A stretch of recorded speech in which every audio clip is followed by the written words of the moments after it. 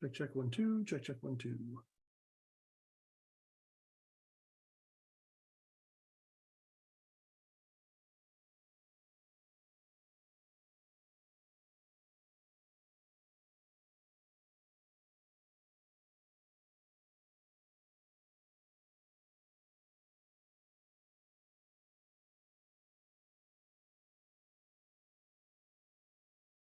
Check, 1, 2, check, 1, 2, check, 1, 2.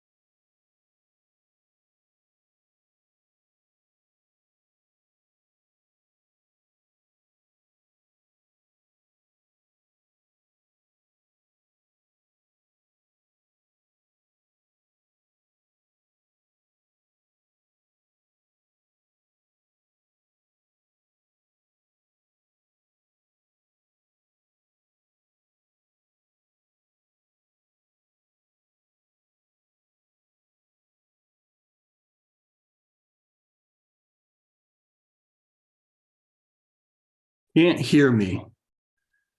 How about, that's weird. Everything's on. How about now? Can you hear me? Can you hear me? Hello, hello.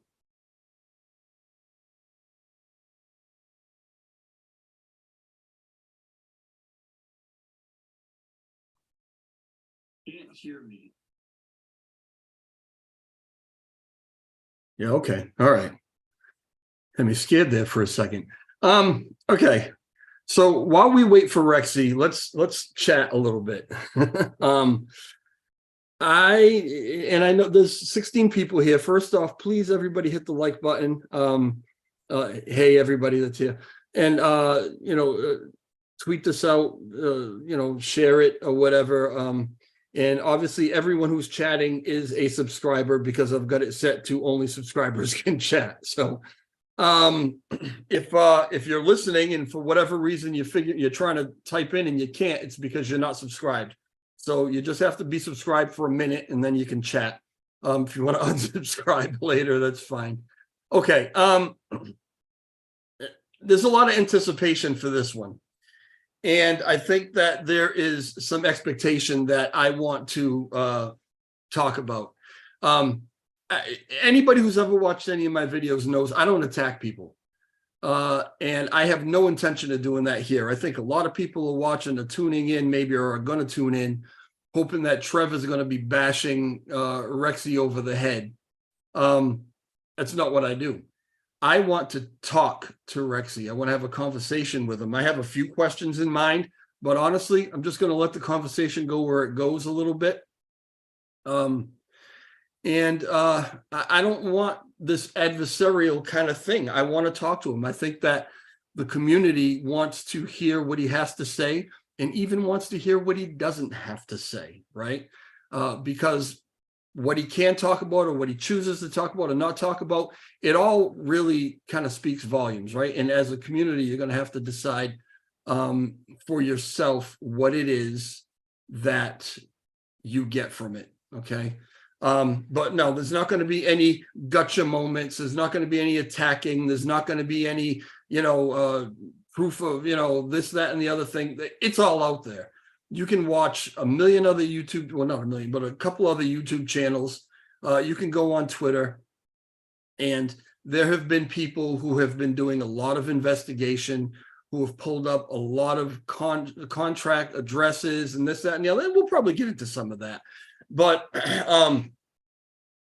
if you want to do that track, it's already been done. So what we want to talk about now is, what does Rexy have to say about it, right? Or can he say anything about it? I already know that I guess there are investigations going on, or a particular investigation going on, which may hinder some of the answers that he can give. I don't know. We'll figure that out, right? As we go. But I just wanted to, again, let you know, this is the way this is going to go. We're going to have a conversation with Rex. We're going to listen to what he has to say. There is no judgment from me. This interview is by no means an endorsement of any person, of any project, of any product. It is just a conversation. It is for entertainment purposes only. I am not a legal advisor or any kind of legal consultant. I'm not qualified in any way, shape, or form to make any kind of legal judgment. I'm also not a financial advisor. So just so everybody knows that, if you're tuning in to watch a battle royal, you're not going to get that today. You're going to get, like Rexy tweeted out earlier, you're going to get hopefully a conversation between two adults that may or may not agree, right? But that's what we're going to do. So at some point, well, can't hear me now? Hear you now. Can now. Good. Okay, all good. All right. All right. I haven't changed anything, so you should be able to hear me fine. I don't even know where I was, to be honest with you. I'm looking forward to this. I'm hoping everybody else is looking forward to it. I'm hoping that maybe we get some information or some perspectives on things that we didn't have. Monetization is on. There are going to be ads. I will try to time them, or maybe even take intermissions so that nothing important is being said while these ads come on, right? It is the way it is. When I talk to Rexy, and I've talked to Rexy a million times in the past, Rexy can talk just like I can talk. So when we both go at it, we like drift off, right? I don't know how long this is going to be. I don't anticipate it's going to be a short one. If you can hang out for it, awesome. If you need to come back and check it out the rest of it later, that's fine too.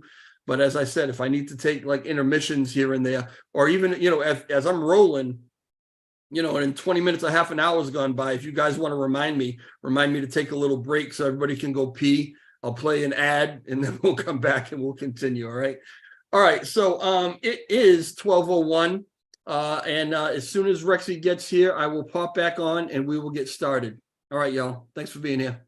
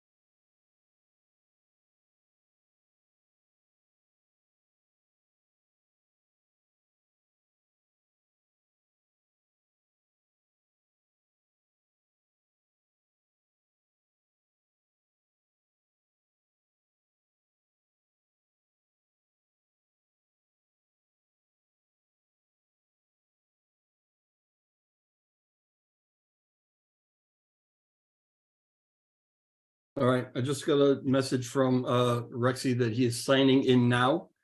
So give him a minute to get in, to get his audio set up. We'll check it. Guys, as soon as Rexy gets in here and starts talking, let me know.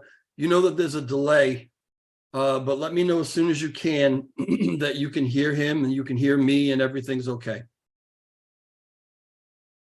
Yeah, Richie, you're right. Everybody play nice.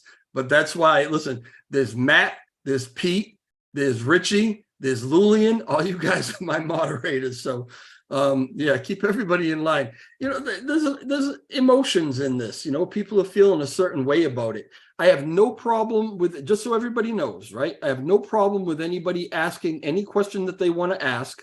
I just don't want anybody to be disrespectful. Don't spam the chat. Let's be adults. That's what we try to do here in on this channel. All right, it says just signing in. So I mean, I don't know how long it takes him, but he should be here any minute. And there he is. And there he is again. Waiting for your audio to hook up, Rexy. Let me know when you're good.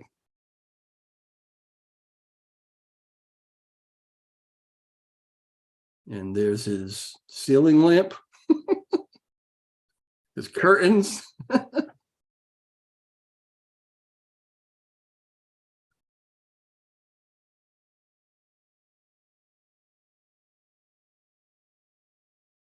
Richard, you're starting off already. Thank you very much for those 10 memberships that were just given out. Just so everybody knows. Yeah, there you are. Give me 1 second, Rexy. Yeah, my memberships are like 99 cents a month. If you want to do that, go ahead. If you don't want to, that's fine. But Richie loves giving them out. Mr. Rexy, why don't you go ahead and just give me a little mic check, make sure everybody can hear you okay. Was it testing 1, 2?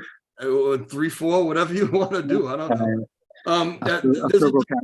Right. So give it about 10 seconds and everybody should let us know whether they can actually hear you or not. How you doing? What's going on? Anything new? Well, there's always something going on, isn't there? Yeah, it seems that way. Yeah, without doubt. It's I've never been involved in anything that keeps you so busy in my life, and I've normally got a lot going on. Yeah, I gotta turn my volume for you up. Give me 1 second. Oh, I really gonna need a better setup here. All right. Yeah, I just want to be able to hear you good. But guys in the chat, all good? All right, everybody says all good, so everybody can hear everybody. Rexy, before we even really jump into anything, I know that you guys have got some screwy rules there in Europe. I just, we're live right now. This is going out over the internet. It's obviously going to be recorded and people can come back and watch it anytime they want on YouTube. I'm going to ask you some questions. You're going to give some answers. I just want to make sure from you that you're cool with that, right? You understand what's going on. Yeah, we've got a new law that's come out in Europe. I don't know if you're aware of it, but people have to be happy and they have to talk positive about things. I don't know if that's reached America and the rest of the world yet. Yeah, well, you might be out of luck here in a little bit, to be honest with you. Yeah, I just want to put that out there. And I was talking to everybody before you jumped in. And Pudgy, how you doing? Thanks for being here. Letting everybody know that. I apologize for being a couple of minutes late. No worries at all. I was just kind of chatting with everybody and letting them know, because I know I've heard it on Twitter. I've gotten DMs. It's like everybody's expecting like this battle royale, like, oh, Trev's gonna beat the shit out of it. I've never done that. I've never done that to anybody, and that's not what's going to happen today. So I told everybody clearly, if that's what you tuned in for and that's what you're looking for, you might be disappointed. You can, you don't have to watch if you don't want to. I want to have a conversation like we always do. Rexy and I, for anybody who doesn't know, we've been having conversations here and there for a while now. I mean, since Terra Rebels days, and generally when we have a short conversation, it's an hour and a half long, right? And we don't always agree on things. Matter of fact, very often we really disagree on things, but it's always an adult conversation. And I don't really plan on today being any different. I'm curious though, Rex, because you reached out to me, and I think you reached out to maybe one or two other people too to ask if they wanted to chat. I was the lucky one who got back to you first, so I drew the short straw or whatever. But what made you decide to do this? Why did you want to have a live chat?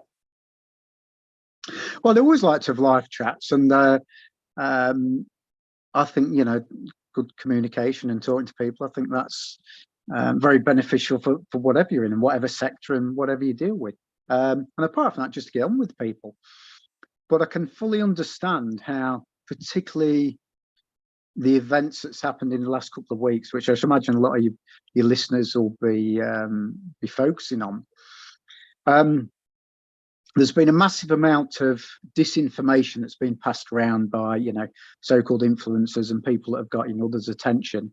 And the trouble is that with us within Terra Vita and Terraport, we've been involved with investigators and legal agencies and things like that, and was advised not to tell anybody about what we was doing. So we couldn't really communicate, and there's other things to play as well, in terms of by communicating openly, it would reduce the risk of us getting funds back for investors and things like this. So so that's why we kept quiet. And it's one reason why when we just put the proposal together just recently to suggest securing on-chain funds, which wasn't something we necessarily wanted to do, but we wanted to be able to exhaust all the options to say to our investors, look, it might not be popular, but we're prepared to do what we think gives you the best opportunity to get the money back. And unless you actually try to do these things, you can't hold your hand up and say that. And then also, because we was very much fearful that as soon as the proposal went up, the attackers would take the money off chain. We want to do it as quick as possible, and therefore you can't give people the heads up of what he's going to do. So that's one of the main reasons why we've been so quiet. Yeah. Okay. And so what are you telling me now? Like, why can you come out and chit chat now? What has changed? Oh, well, from that point of view, in terms of that particular approach of seeking the community's opinion on whether they'd be happy to freeze those online wallets, well, that's all out in the open now, isn't it? There's There's the Agora proposal up there, and there's the voting that's going on, which, obviously, by a vast majority of people that have voted, they voted against it, which is fair enough. I mean, that's what governance is all about. That's why you ask people to vote on things, isn't it? I mean, I'm not upset about it. If people think, they've got one up on us, I'm very disappointed, probably from the investors' point of view, because it could have been a very easy way for them to get the money back and users of Terraport. Or the proper way to do things is to ask people's approval. That's what governance is all about. And there's no point going for a governance vote on something until you've actually proved that what you want to put into place, you can actually deliver and it's tested. So it looks very much like that, that proposal won't pass, which is fair enough. That's the government's decision. And then the code will just be removed. It's as simple as that. I was looking at it. Or not implemented anyway, for sure. Before we jumped in, I was taking a peek just to see where it was. It really hasn't moved. I mean, it's at 99% pretty much no, or no with Vita or whatever. And we can get into the specifics of that, but I'm just basically trying to get a feel for where we're going. So we're going to talk about a bunch of things, and I don't know how long we'll be here. I don't know how much time you have or how much you want to dedicate to it, but at the end of it, what are you hoping from this conversation? What are you hoping to get out of it? What are you hoping that the community gets out of it?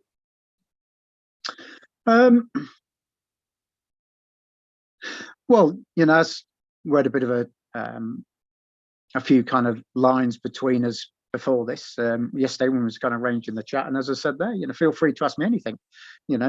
Providing I can legally answer whatever it is that I'm asked, because I've been asked not to talk about a few things, or agreed to, if you like.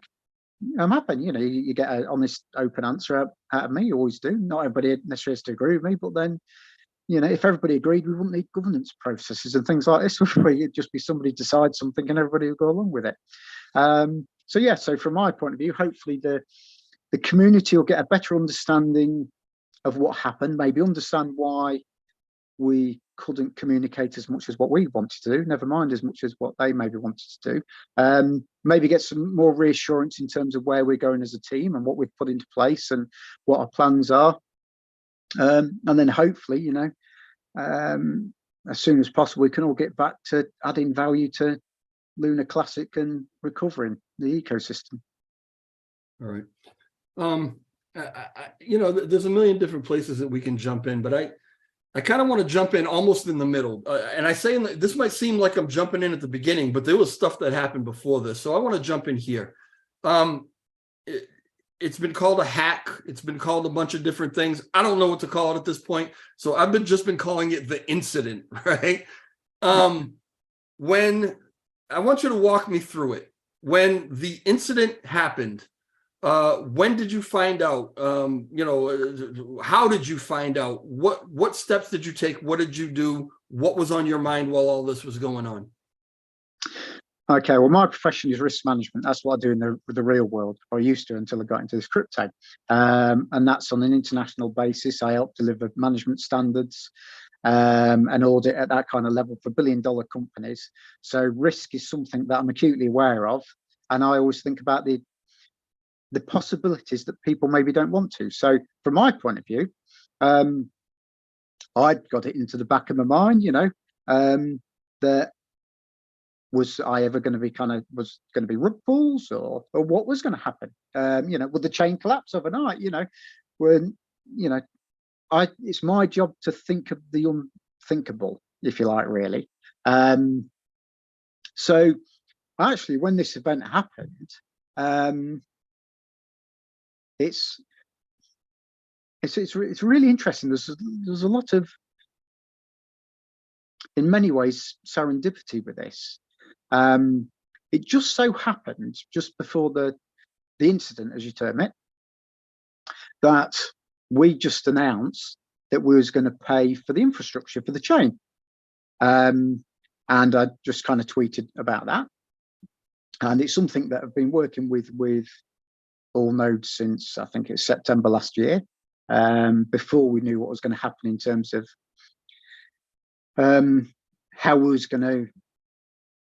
how have endpoints, if you like, provided for the chain. Back in them days, people used to make out that TFL was the big bad bully in the beast, and there was just going to pull things, pull the chain just like that. Yep. So we set about, or I set about, finding a solution to it, and I met up with all nodes, and I managed to negotiate with them that we'd provide the infrastructure, and that would find a way to kind of pay for it, and we'd make sure that the chain didn't die, and nobody else was doing that. And that's what we set about doing, and that's what we delivered. And I ended up, getting on very well with people from TFL and enabling a sensible kind of transition for that. And that's pretty much where we was for that. And as a result of me posting about this on the night of the incident, just by good fortune, somebody got in touch with me, and they thanked us very much for doing this. And we had a really pleasant, professional conversation about what Terra Vita was up to, and what our plans were to help with the development and the rescue of the chain. Because our goal wasn't about making Terra Vita great; it's about making Terra Classic great. That's what Terra Vita's, the interpretation of it is bringing life to Terra, and Terra Classic, if you like. That's what the silent C's for. So we had a good discussion about it, and it turned out that this person had a contact with Rexyz. Okay, I never knew that before I was chatting, but anyway, I never thought anything more of it. And then I was looking at the liquidity pools on Terraport, and I'd got some money in there myself, just as our whole team. We're all invested in Terraport, and I was just looking at it, and I thought, I refreshed the screen, and I thought, looks a little bit different. And I thought, what's going on here? So this would be extremely shortly after the incident, and I got in touch with our developers, and we started to, kind of investigate it. And then all of a sudden, it dawned on us that it had been an attack and not a flaw in the code or anything like that. So I just sat back for a short while and think, right, now what do we do? And our strategy that we came up with was, we need to rescue the funds.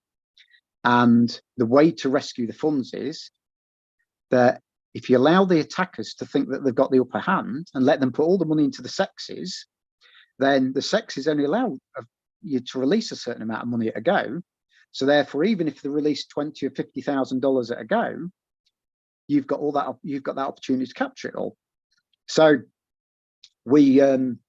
I reached out to Binance, and I looked at some of the other exchanges and tried to make some contact with them, but I was kind of struggling to make the contact that I wanted to make the contact with, if you like. So I thought, I know that Ed had said that he'd had some contact with Binance before, so I got into some contact with somebody and says, could you reach out to Ed to ask him whether he could put me in touch with somebody that I can explain my strategy to, essentially. Okay. And Ed never got back in touch with us, and I don't really what happened there. I mean, I guess it was the middle of the night. It was 3 o'clock in the morning. Yeah. Burn Army told us all about that. Yeah, you reached out to him and asked him to try to wake Ed up. How's it going to wake Ed up? Yeah. Anyway, go ahead. I'm on this all the bloody time. It's 3 o'clock in the morning. It's like, tea time. So, but yeah. So that was the idea of, getting in touch with Ed. It's, it wasn't so much about going through a contact center or, customer service. It's about, I need to talk to somebody here to understand that we don't want anything announcing about this, because we want the funds to go into the sexes, because that's how we can rescue it. And then, I managed to get a message through our mutual contact through to kind of CZ, who kind of, I think, I'm not 100% sure about this, but I know we got a message through to them, and all of a sudden, I think the exchanges started to kind of lock some stuff down. And also, I'd heard that Rex double X, if you like, that he'd been trying to lock some down, which being positive, that's a really good thing to try to do. And I reached out to him, pretty quickly through, a mutual kind of contact, and said, "Can you get him to get in touch with us?" Because I wanted to let him know that we didn't want anybody to know about this. We wanted to save the funds, and he wouldn't kind of link up to us, or not through that contact. And I think the reply was that not now, or something like this. So then, of course, it started to get published all over Twitter and stuff, and we thought, okay, so exchanges locked wallets down, which is really good. We wanted them to be locked down, but not to let the attackers know there's been locked down, so they could keep filling them up, but we could capture the funds and then go through the appropriate processes to rescue them. But that meant that kind of about half the funds were locked off chain, and half the funds remained on chain. And there's a lot of speculation going around Twitter that oh, these are right idiots, these hackers, or attackers, whatever you want to call them, because a lot of people make judgments of others without understanding the full facts. Well, they're not. They wasn't idiots. They was extremely excellent at what they did. It's just the criminals. And they didn't lock them into accounts that, well, certainly on Binance, they didn't lock them into accounts that, had memos that you could just kind of recover. It was kind of locked into services and things like this. So it's a lot more complicated than what people were led to believe by, people on Twitter. So that's where we kind of got to that. And then as a result of, everything going around Twitter the way it did, obviously the hackers would have the heads up. We pretty much suspect that they'd been in our Telegram groups and elsewhere. So that kind of led us to have to think about other kind of strategies. And we've got a few strategies to try to recover these funds. But one of them was, well, if Rexyz can lock down wallets, maybe our community would be up for that as well. So let's just, if it's possible to do, let's give the community the opportunity to say, we're not going to allow criminals just to get away with it on our network. And I appreciate there's a conflict there between the, my wallet, my kind of control and that kind of thing. But Yeah, I think you need to give people opportunities. But that's that's going into something else. There's kind of a lot to unpack there, to be honest with you. So you were right on top of it. You saw it happening live, right? Well, immediately after it happened, yeah. Or very shortly after it happened. Well, you were looking at it and it was one thing, and then as you're looking at it, it changed to something else. So that seems to me that you were kind of looking at it as it happened, which was lucky for you. Yeah. I think just to put that into context, to be truly accurate, is that I'd not refreshed my Terraport page, if you like.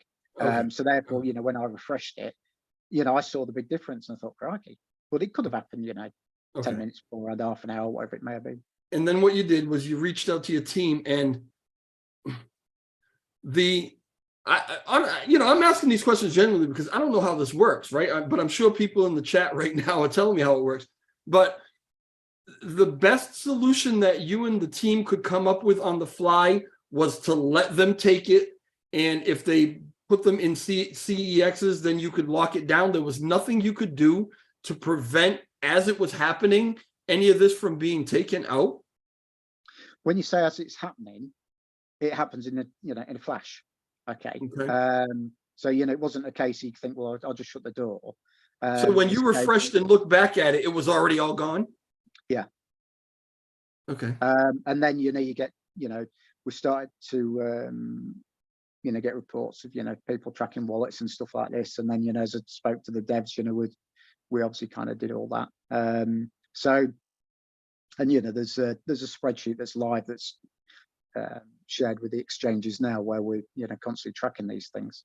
And that's the difference between DeFi, or DeFi, if you like, in the blockchain and the real world. In the real world, the people, you just don't know what their accounts are.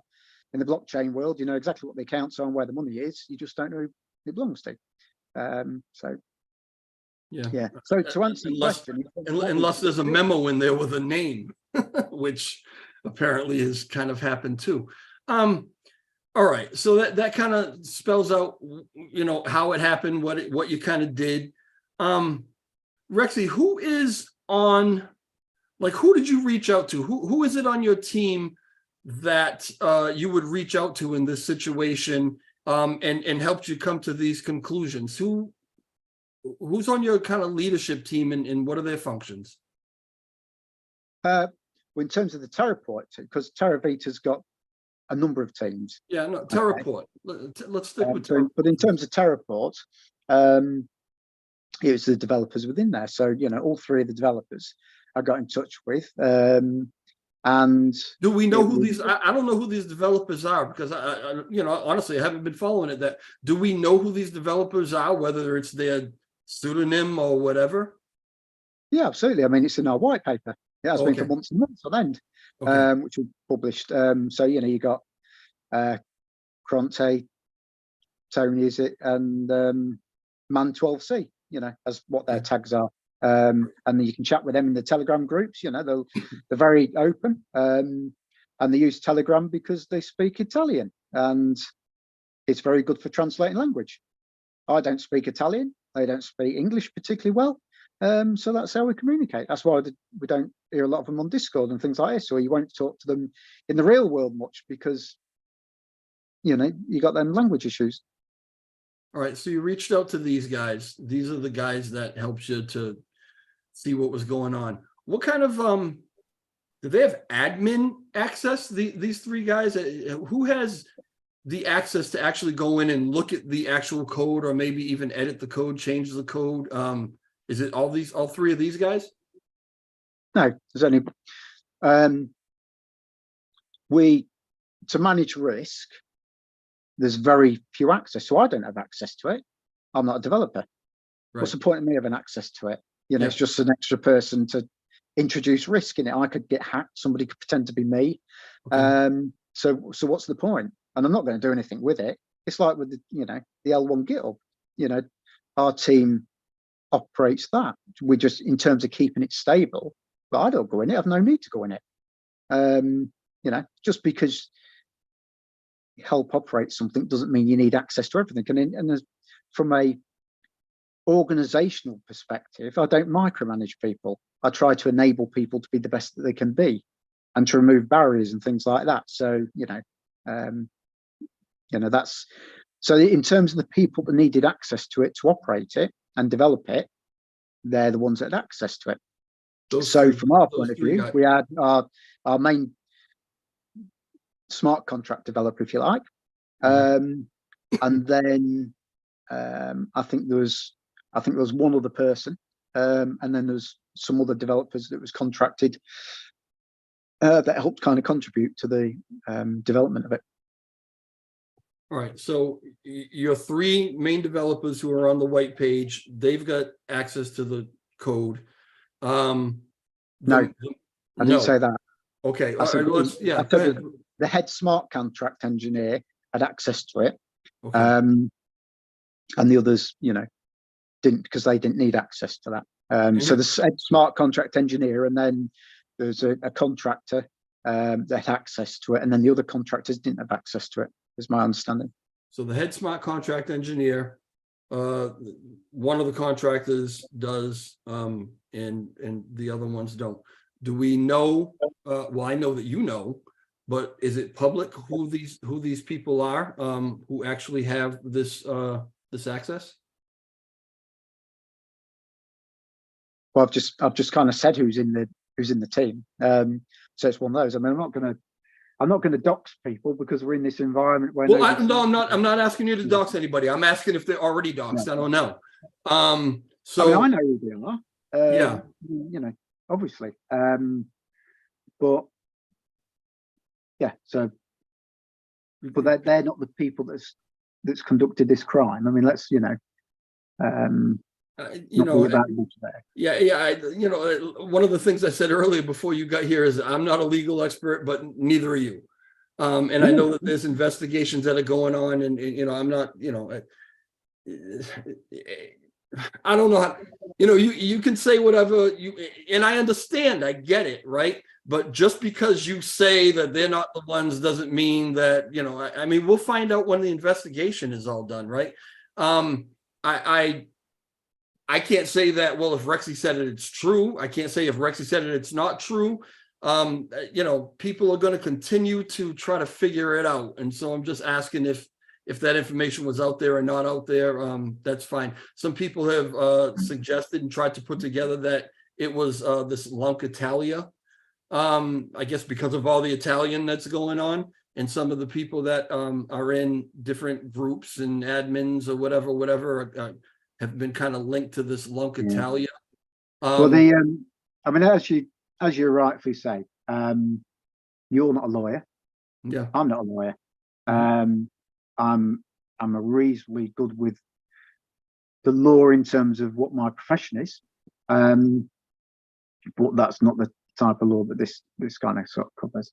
However, I'm also not an expert in cybercrime and forensics and things like that. yeah. But we have one, and when this happened, I asked my mutual contact with CZ whether we could have the support of Binance in terms of having a forensics expert. And you know, over the next few hours or days, I've lost track of time a bit, so please forgive me. One kind of appeared, and he was within I think he aimed to get in touch with us through connecting to I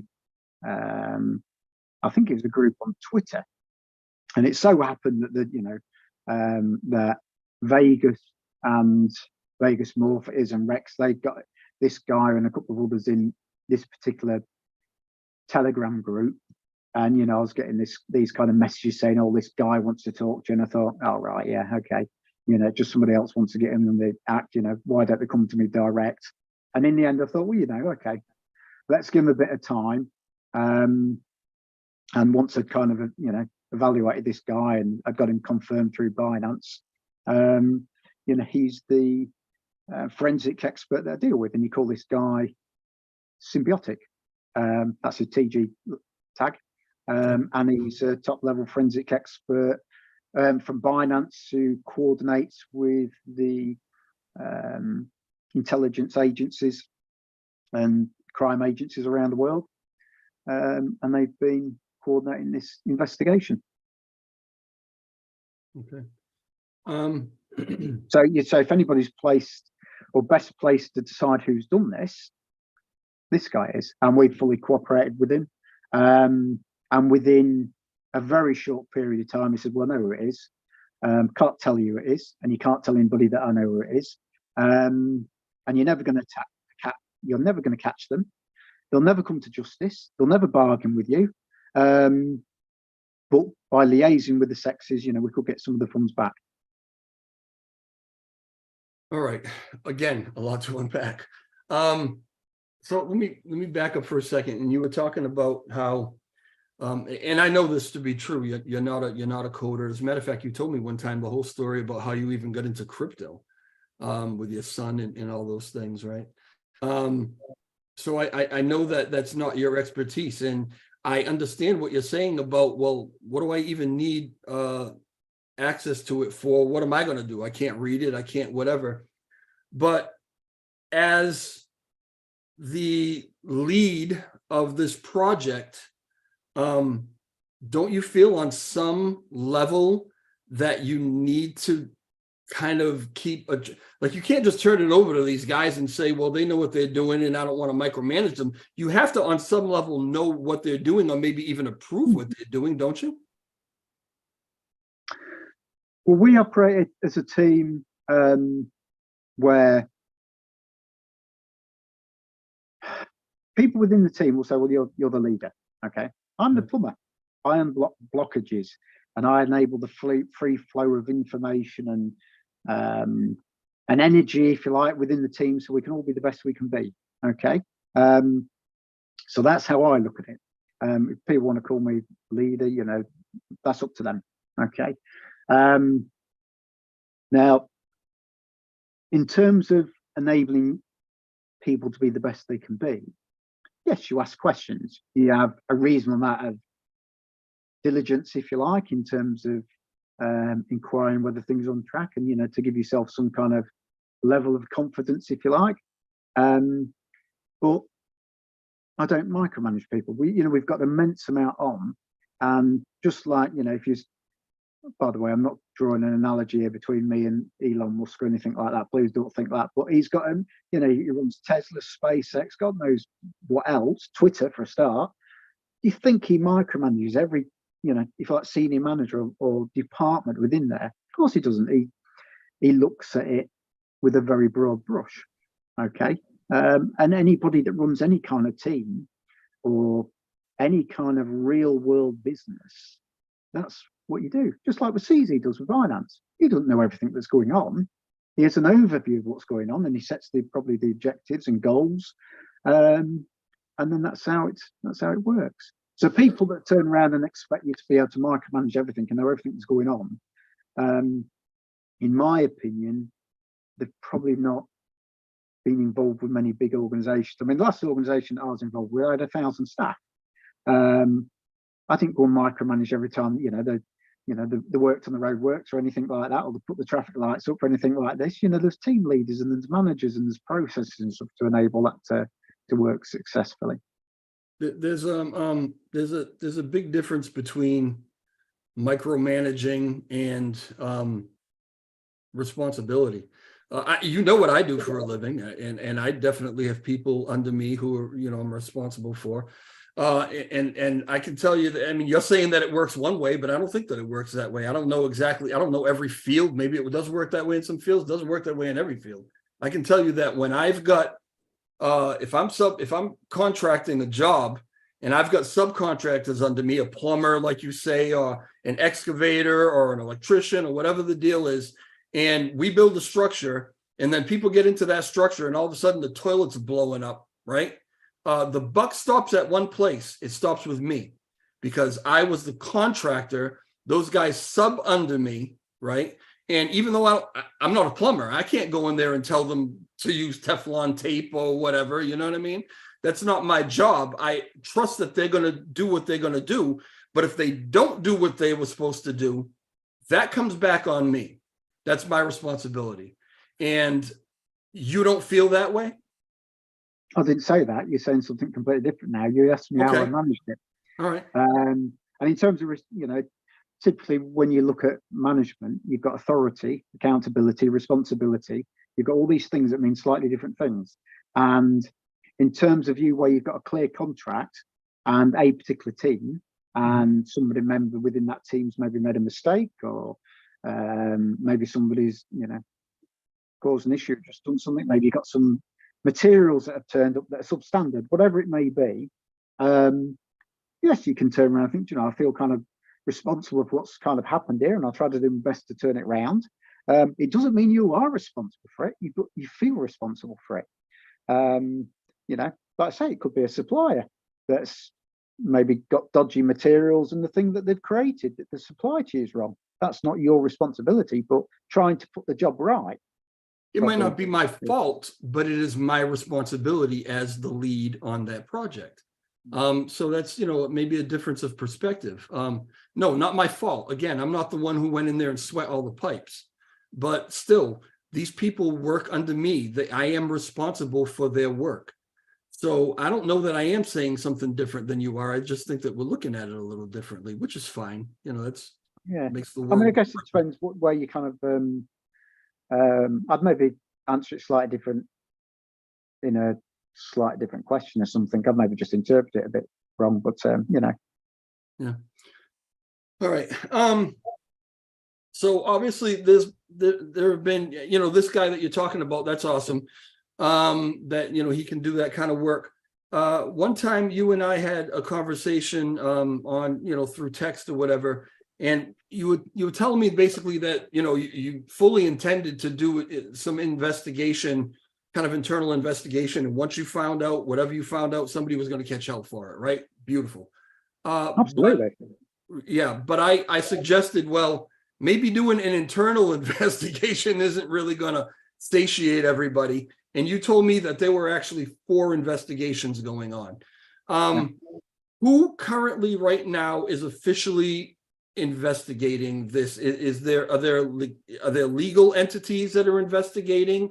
Are there, you know, I know that there are certain things maybe that you can or can't talk about. Excuse me. And I assume that's because there are official legal investigations that are happening. Yeah. Yeah, absolutely. It's to go back to your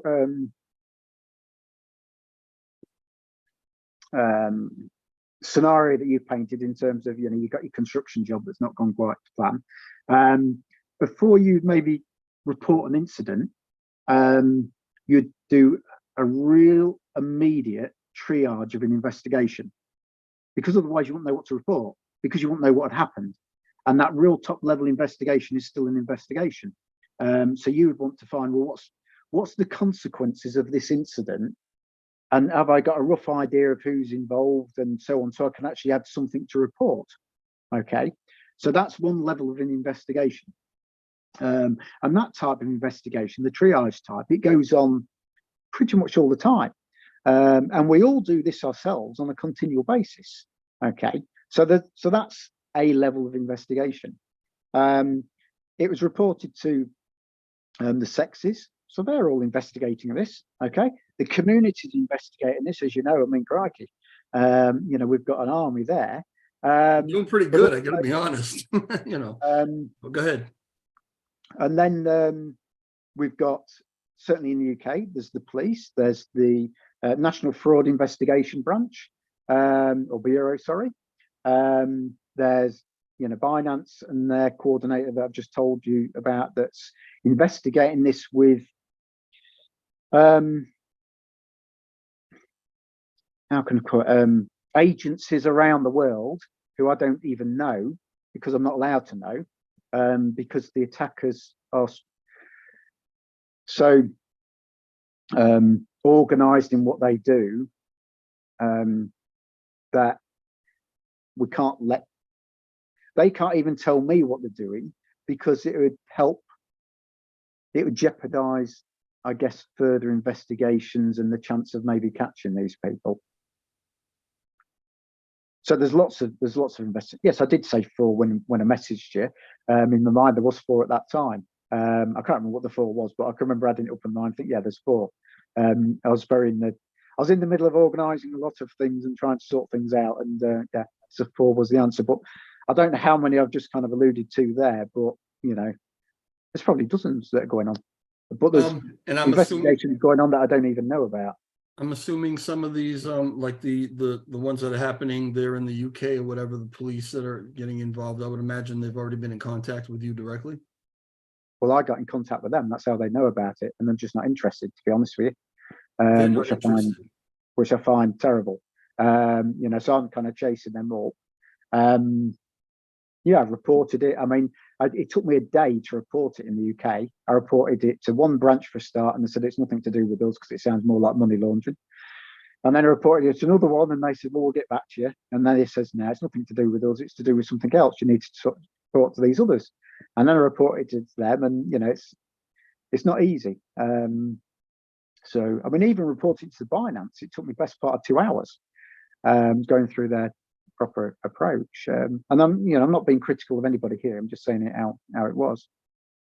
So, and this is something we need to work on. You know, things like this should be really easy to report, so that you know, action can be carried out, you know, quickly. In my opinion, I think what I'm hearing, and correct me if I'm wrong, if I misheard you, it doesn't sound like there is any official investigation going on by any particular agency who could actually hold the perpetrators of this legally accountable. There's lots of agencies that as far as I'm aware, there's lots of organizations that are collaborating with and coordinated through, if you like, Binance, that are investigating this, and this group of hackers that apparently target a massive amount of groups in crypto just indiscriminately, and they have been doing for quite a number of years. And like I say, I don't know who these particular agencies are. However, like so, we've been told that, you know, these people will never come to justice. Whether that turns out to be true, I don't know. I mean, I bloody hope they do. I think, you know, it's absolutely disgusting. I really do. And, you know, if it turned out to be, you know, well, if it turned out to be somebody in our team, which I'm sure it isn't, because, you know, we just know. Well, you wouldn't want to be in their shoes, I can assure you of that. You know, and if somebody ended up hanging them, I won't shed a tear. It's, you know, I really am not happy about this as well. And you know, so yes, I definitely investigated this with our team, and you know, when I was working with Binance, yeah. There was a tweet that came out about Binance, Rexy, that said that Binance identified some international group as the perpetrators. Who was that group? I can't tell you. Okay. You can ask me, Michelle. Why hasn't Binance made some? I mean, if they identified who it is, why wouldn't they make some sort of statement as to who it was? I'd say ask them. And I've given you the contact the guy that's investigating it, but you know, I was asked not to mention it. There you go. But you know, I'm not directly in contact with Binance. I know that a lot of people are. But well, I've given you the name of the guy that's coordinating it and his tag on TG. So you know, if you want to ask him directly, there you go. You've got an ability to there. You can validate him through Binance because they have a device set up or a mechanism set up, if you like, to be able to do that. And I did ask his permission before I came on here whether I'd be able to mention his name or not. In fact, I spent quite some time yesterday checking what I can say and what I can't say. Because even though there's a suspicion that these people would never come to justice, if they ever do come to justice, I want to make sure that I don't jeopardize a trial and these buggers, you know, get what's coming to them. You sent me the name, or you're going to send me the name? You asked me earlier on, and I told you who it was. Okay, all right. In this conversation, mate. I'm sorry. In this conversation just earlier on, you asked me who was coordinating it, and I told you. Okay, all right, yeah, all right. You did tell me the name. You're right. I didn't realize that was maybe I missed something. I didn't realize that was an actual Binance guy. Yeah, absolutely. He's I don't know what position he holds in Binance, but he's a forensic cyber expert and he's been immensely helpful. And yeah, and like I say, he was the guy that, you know, ended up being in this little Telegram group, you know, with Vegas and Rex, and you know, I know, and you know, they I think reached out through Twitter and other things to try to, you know, get in contact with him. So would you mind saying the name one more time, just clearly, so I can understand it? Symbiotic, I think. Symbiotic is the name on TG. Yeah. Okay.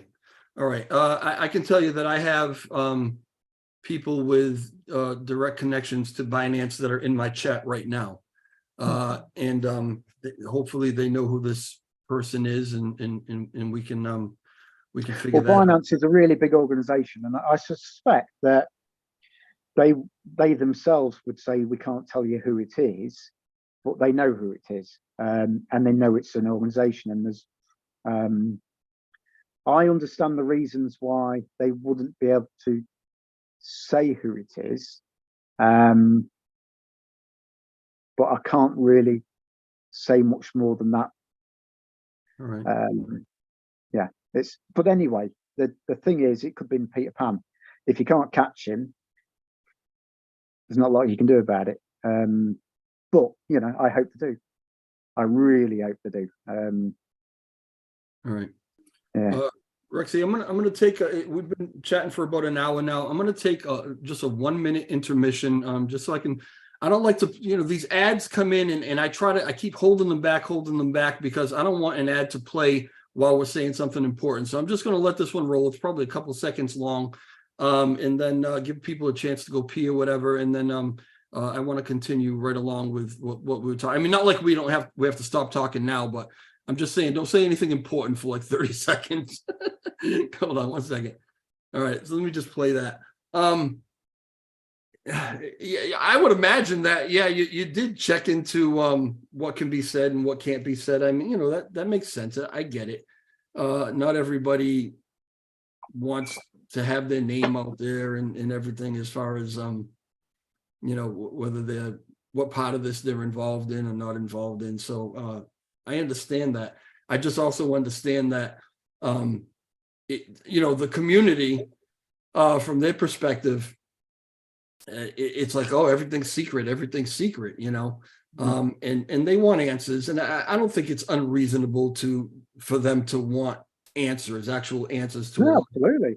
If I was in their position, I'd want the name of the guy. Absolutely. I mean, I'd love to have the name of the guy, but you know, the trouble is, are we still in intention? The guy. So you're suggesting this is one person and not a group? No, I didn't finish what I was saying. Okay. I was going to say, but unfortunately, it isn't a guy.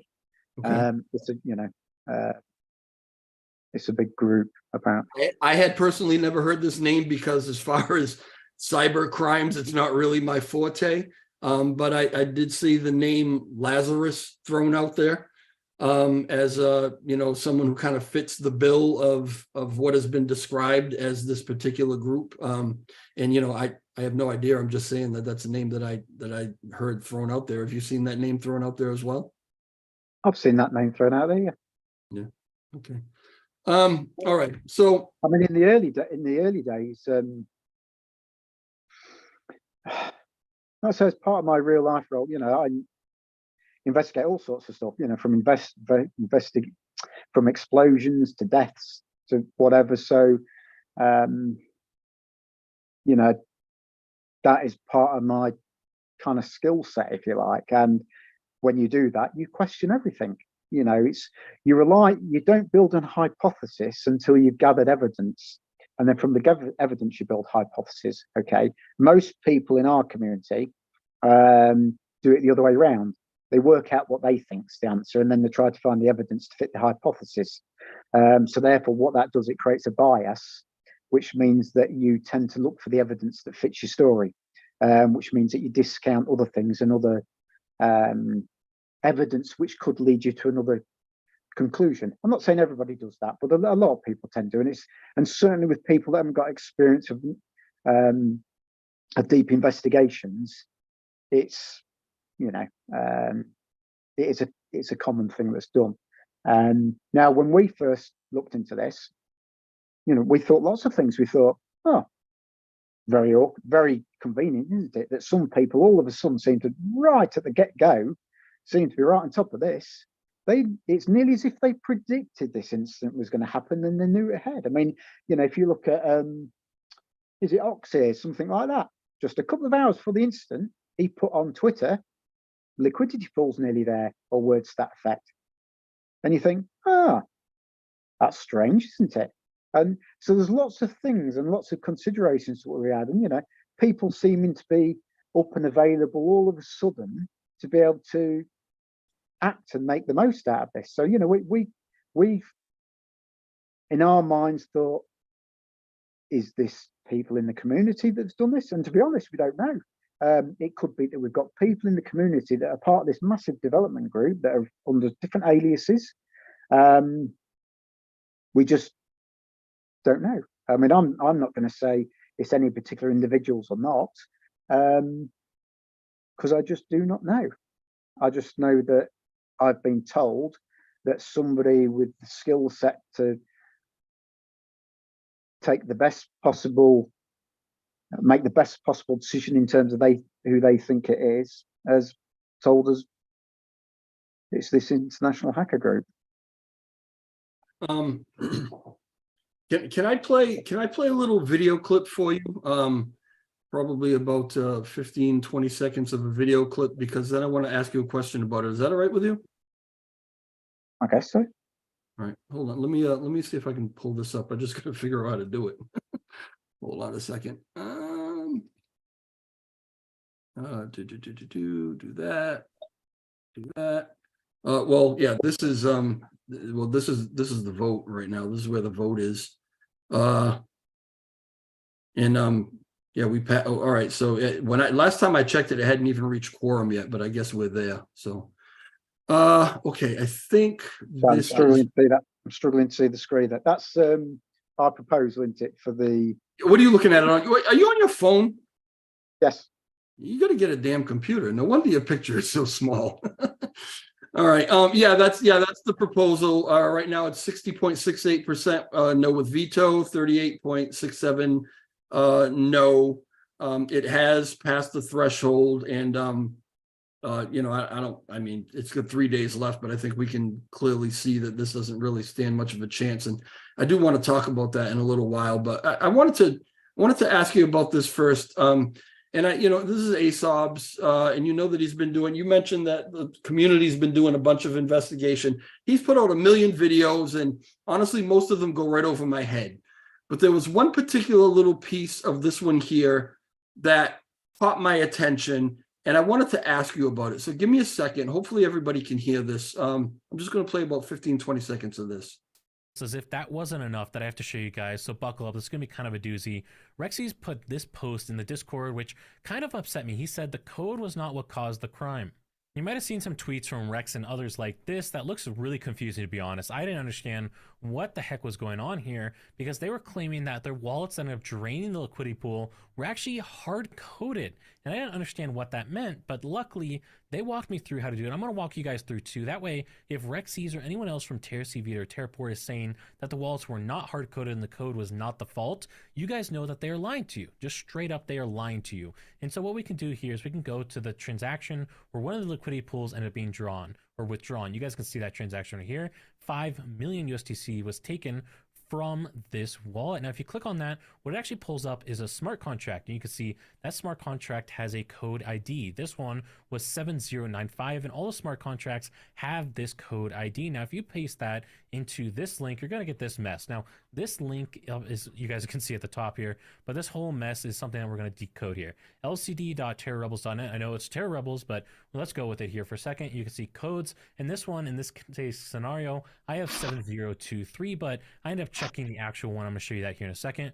What you can do is paste that into base64decode.org, and what you want to do is make sure that you remove this start. So this first little bit that you guys can see where it says byte code, this section, you need to remove that and remove the bracket that's also at the end. Paste it in here, that way it works correctly. Then what you do is you take that and you go over to Notepad++ or another application that can actually translate the mess that you get in return, all this mess, into something that's actually legible. And what you do then is you just search for Terra 1.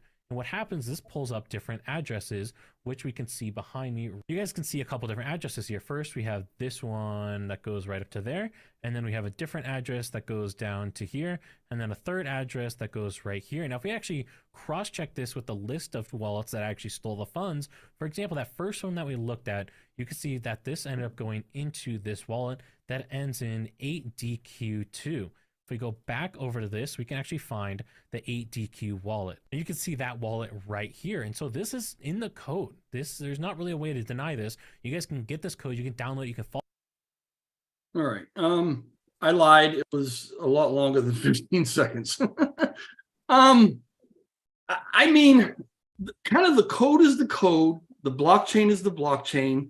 And when you say that this didn't happen internally, how do you explain that the wallets that actually received this stolen money or whatever are already in the code?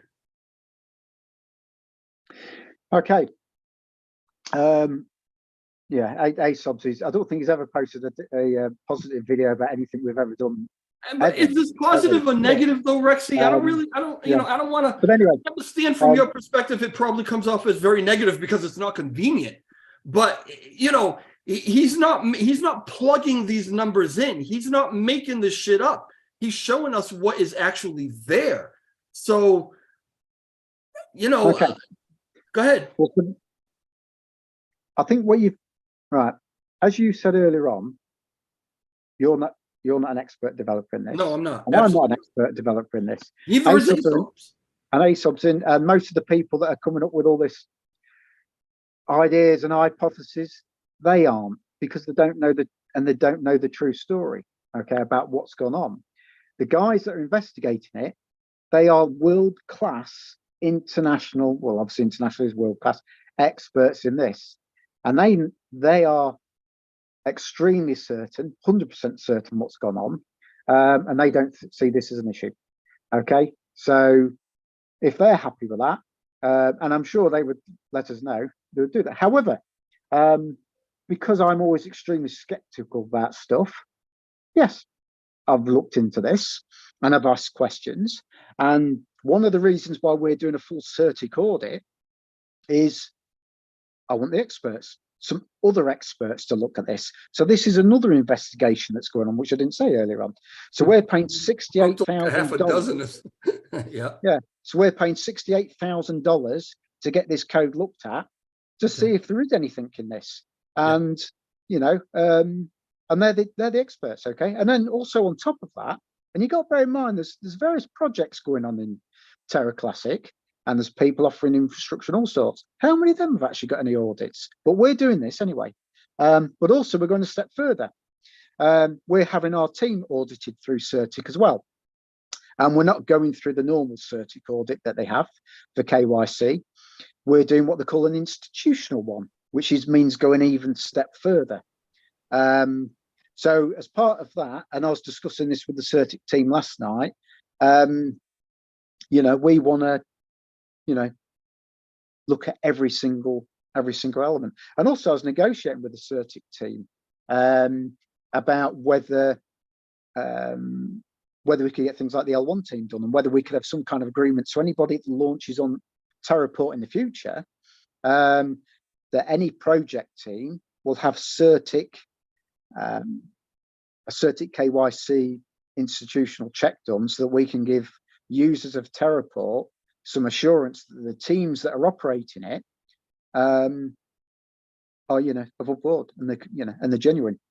Because nobody else in Terra Classic, well, there's certainly from a CERTIC point of view, there's no evidence of any teams that have been audited or checked on there. And I know, obviously, you know, we've had the incident happen, and some people might think it's us that's done it.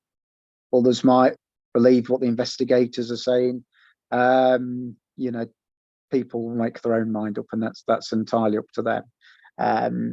But look at all the other projects, you know, and things that are associated with Launch. How many of those have actually gone through these processes? And actually, in the teams, you know, when you go through a CERTIC KYC process, you are not doxed to the community, but I think there's 96 checks that they go through to make sure that, you know, you're not a scammer, you haven't extorted money from the community, or done other projects or rug pulls or all this kind of stuff, and that you're an honourable kind of person.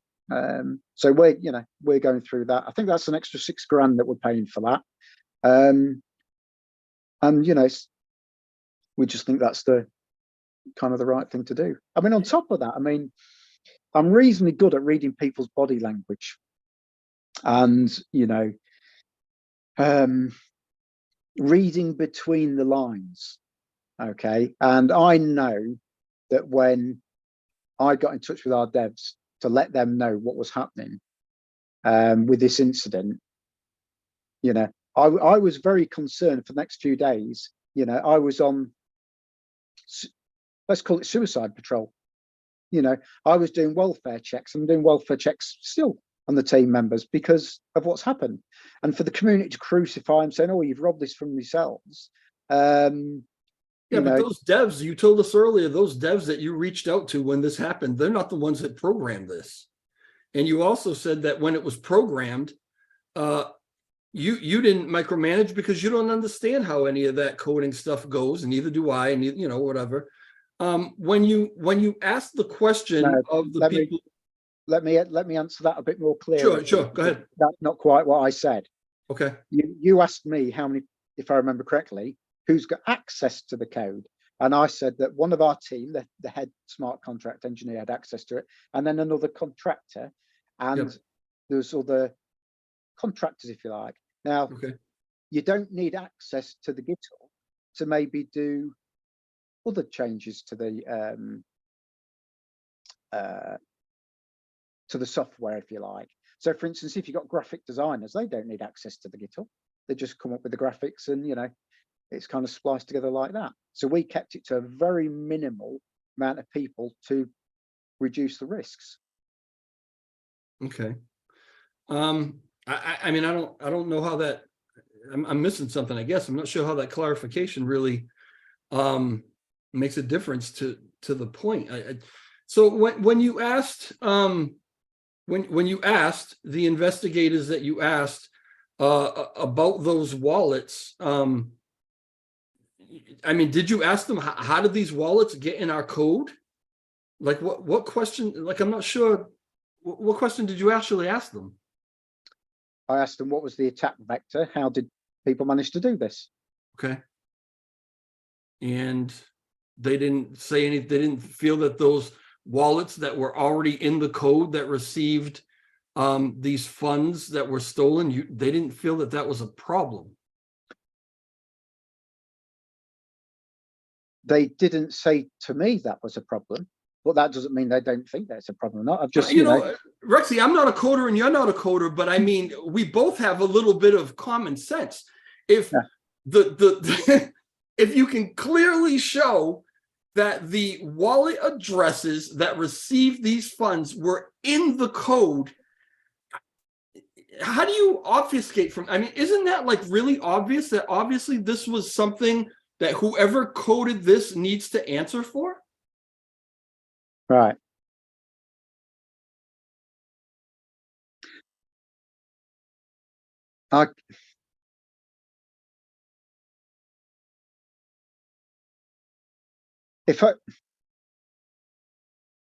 It's really difficult. It sounds like I'm trying to avoid this, but the thing is that I could tell you exactly how it was done, but then somebody else can then use that attack vector to attack others. And this is why we can't, you know, it's a bit like saying, I know how to get your PIN out of your card.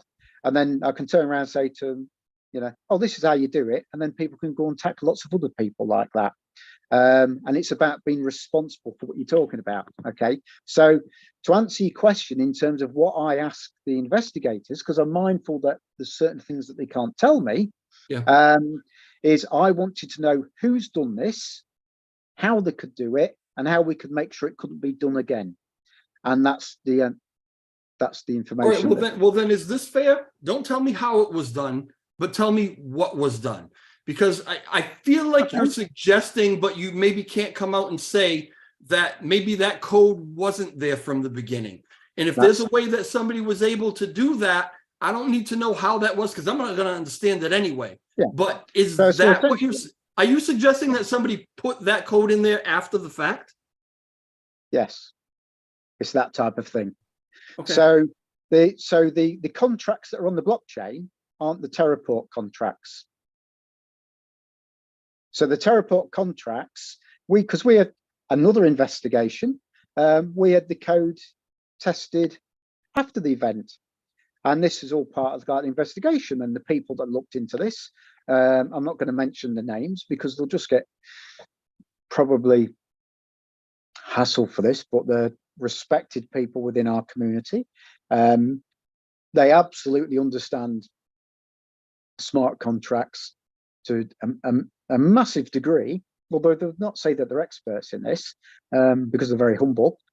They said to me, well, there's nothing wrong with it. So we've not been given the right code, have we?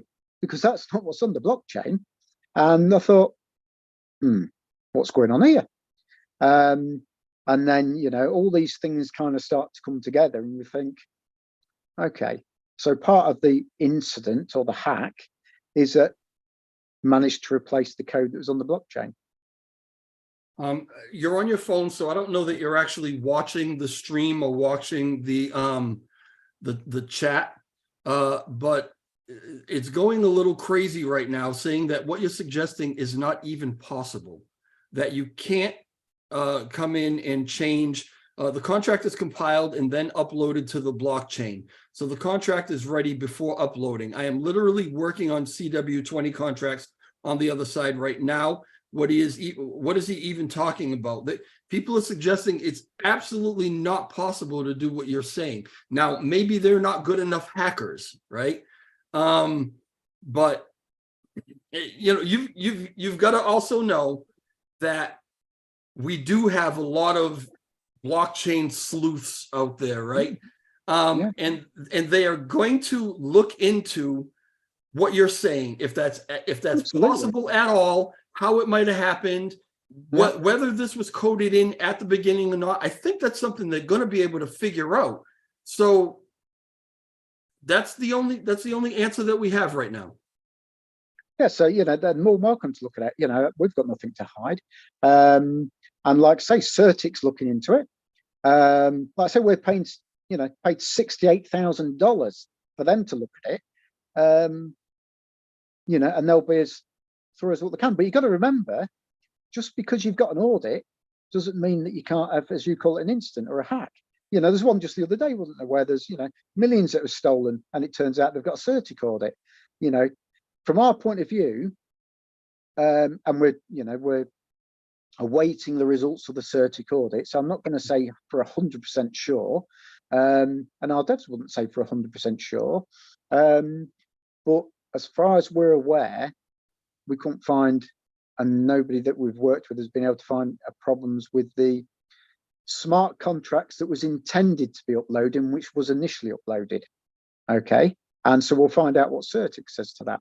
But like I say, the vulnerability was introduced afterwards. And like I say, I mean, you can talk to the Binance investigator. It's what I understand, Binance stopped investigating about 2 weeks ago. That's what I was told. But again, that's what I was told. I mean, I don't know that directly. I'm just saying that, that's what I was told. Well, we get a lot of people that, I'm not suggesting this with yourself, but we get a lot of people that seem to know far more about this than what even we know about it, and what even the investigators know about it. And, either they jump into conclusions, either they've got contacts with people that I don't even know exist, or there's maybe some assumptions. There will be things that are going on that probably I don't know about. Well, I should imagine there is. There certainly is with enforcement agencies and things like that, because this is such a high level kind of group and incident, that a lot of the very sensitive information that they wouldn't share with me. You wouldn't expect them to. Since let's say the beginning of April 1st, April Fool's Day, from April till now, to your knowledge, have any changes been made, any edits, anything been done, changed at all with that code? Or is what Certic is looking at right now the exact same code that it was, a month ago? What they're looking at now is the official code for Terraport. And to answer your question, there was the attackers introduced different code. It's as simple as that. And I mean, we could go over this a million times and that will never change. That is what I've been told as the result of the investigation, is how this vulnerability kind of happened, if you like. And yeah, that's just and again, no judgment. I'm not saying it's possible, not possible. There are people in the chat that are saying it's not possible. Maybe they know better than me. I don't know. But if that is possible for a good hacker to do, is crypto fucked? I mean, can't they do that to anybody? Well, how can you trust being involved in any crypto project at all? And how come they don't do this more often? Because it seems like it would be pretty lucrative. Well, this is one reason why very early on, when I was looking into it, our incident, I come to the conclusion very quickly that it was an inside job, in terms of somebody within the team doing it. Because for a start, if you actually look at our white paper, you'll notice the builders tokens are locked in for 4 years. This is a long-term project for us. Our mission is to rescue Terra Classic and to, bring extra liquidity and trading pairs to Terra Classic, and, help projects get started. And that's what we're about. It's not a get rich scheme or a get quick rich scheme or anything like that. And also, we've invested this ourselves. It's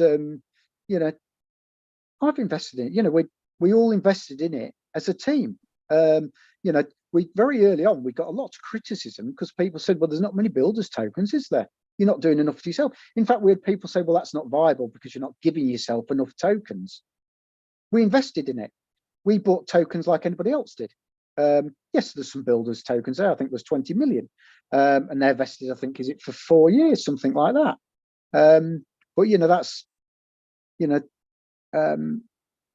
like I said, we're investors ourselves. So, you know, I think probably some of our team probably lost more money than anybody else put together. So why on earth would they put it into wallets on the blockchain that they knew would get blocked in Rexyz or anything? I mean, it just doesn't make sense. Yeah, you know, I can't answer that question. I have no idea.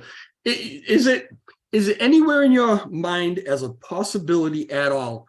Let's say that I wanted to break into you know, a department store at night and I wanted to go steal some electronics, right? If the janitor inside is in cahoots with me and can crack open the back door, right? I can go in and I can do my thing and he can keep sweeping and, you know, whatever. Is it anywhere in your mind that possibly somebody on the inside might have let these guys in that maybe you just don't know about yet?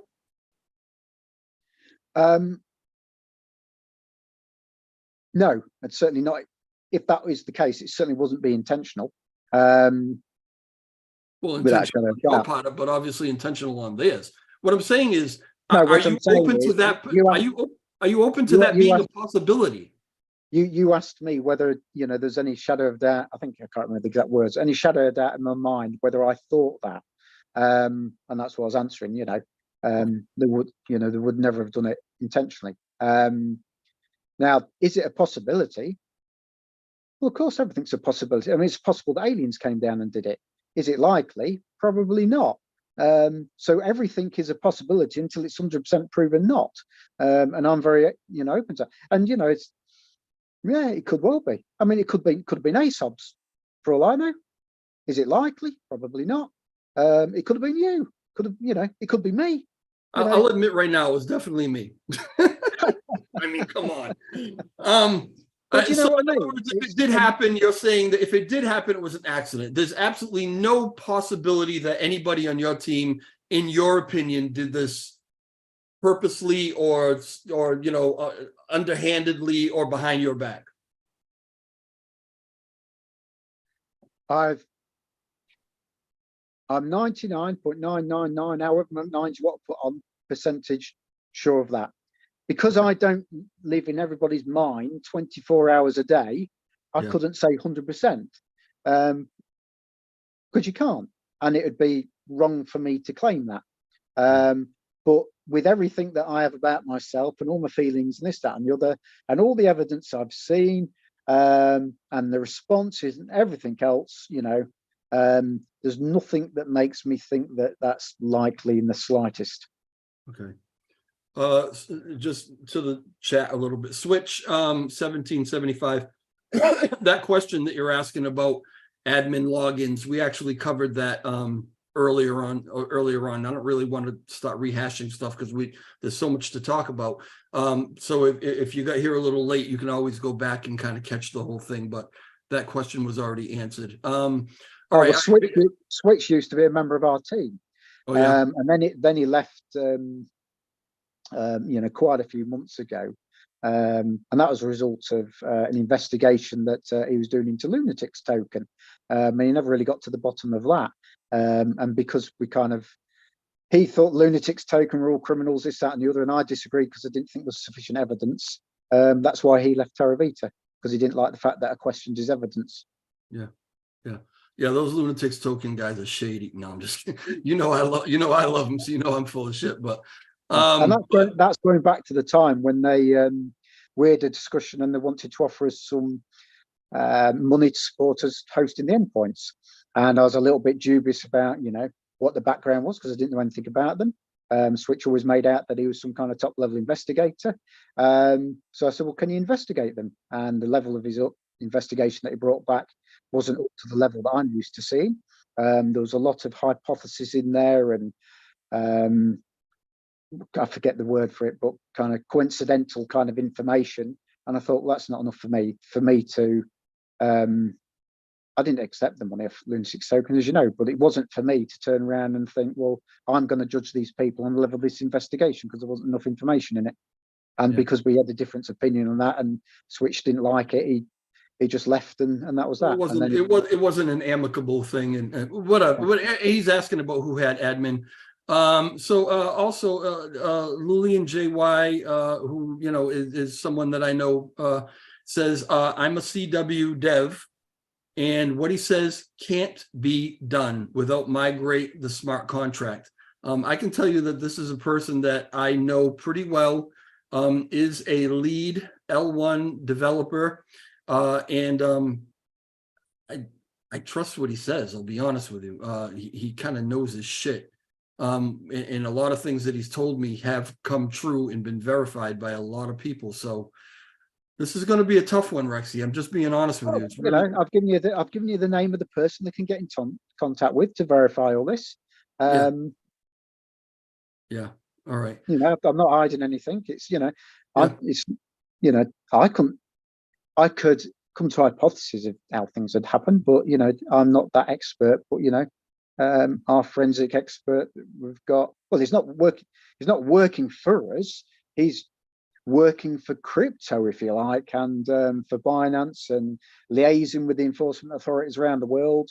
And they're the people that have come up with the answers. So if they're happy with it, who am I to challenge that? And I fully appreciate and respect you've got listeners who think, well, that cannot be done, and that's because I've maybe not said the exact mechanism of how it happened. But I'm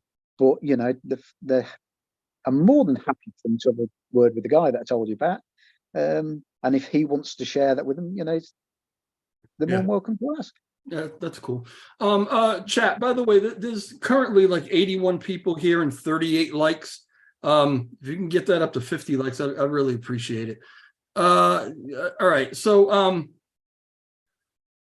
let's talk about, because this is another hot topic, right? The pre-sale tokens, and I'm sure you know all about the issues that people are having.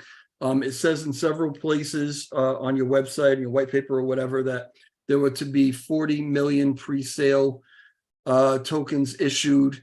Right now, I think, people who have investigated it are up to somewhere over 70 million that they've found.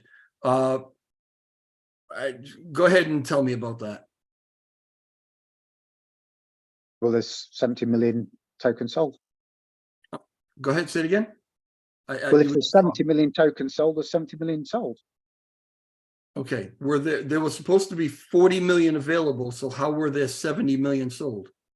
Where does it say that there's, I think if you actually add up the token sales that was for sale before the public sales, it comes to far more than 40. I can't remember off the top of my head. I think, wasn't it 40 for the first private sale? No, for the private sale. And then I think there was an investor sale where there was 80 million available, if my memory serves me correct.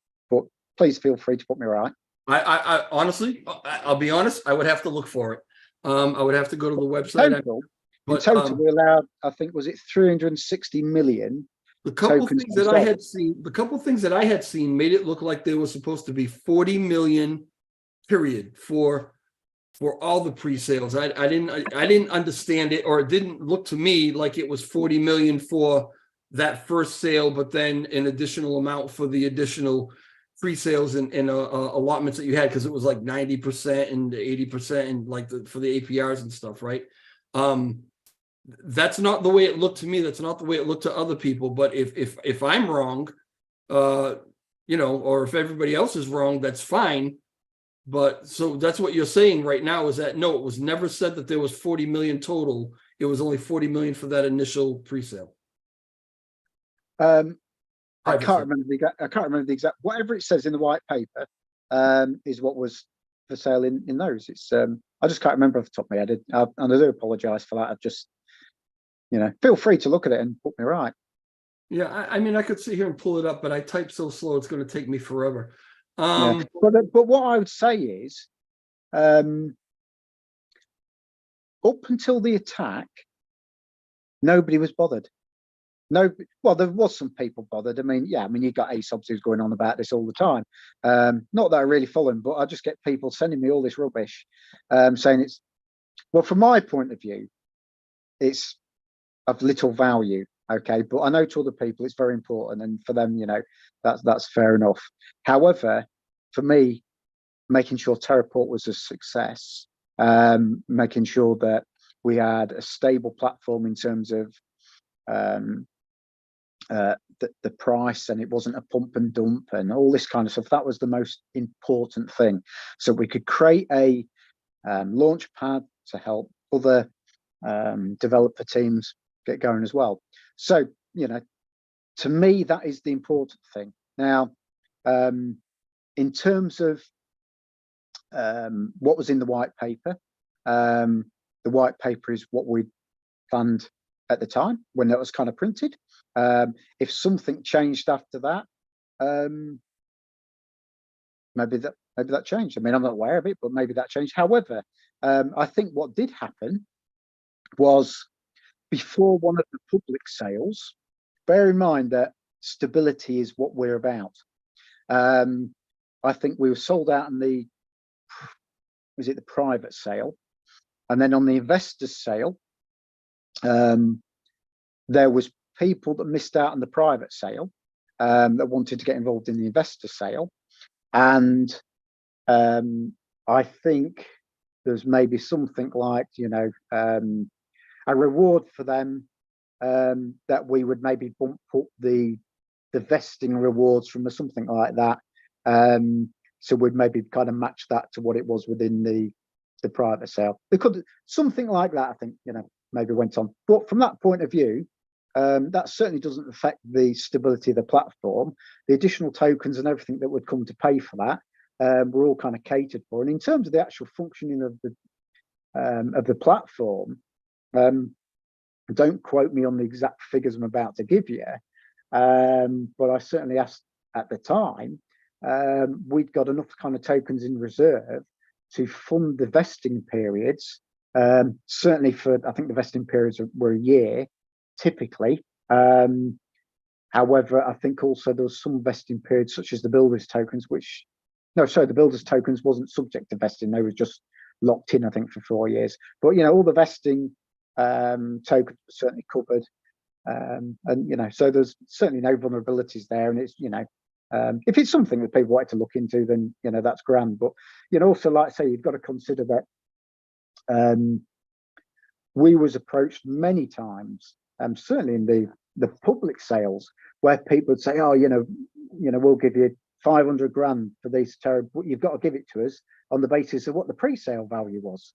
And we, you know, we turned no end of stuff down, no end of offers down like that. But yeah, so once things certainly went into the public sale, then certainly the terms and conditions that went along with that, you know, they were kept to. But anything that was private investor sale, although, you know, they was, yeah, all the kind of terms were still kind of kept to, but I think there was more flexibility there. But you know, like I say, you know, there's nobody lost out on anything. If anything, some people gained a little bit more than what they would have done, and they seem to be happy with that. And all the people that bought at 0.25 cents, I think they was happy that they 10 times their investment. Some would have sold out, some didn't sell out, or would have sold a portion of it. You know, we didn't get a single complaint. So, you know, the people that are complaining about this and making a fuss of it, I don't think they ever really was involved in Terraport, as far as I'm aware, anyway.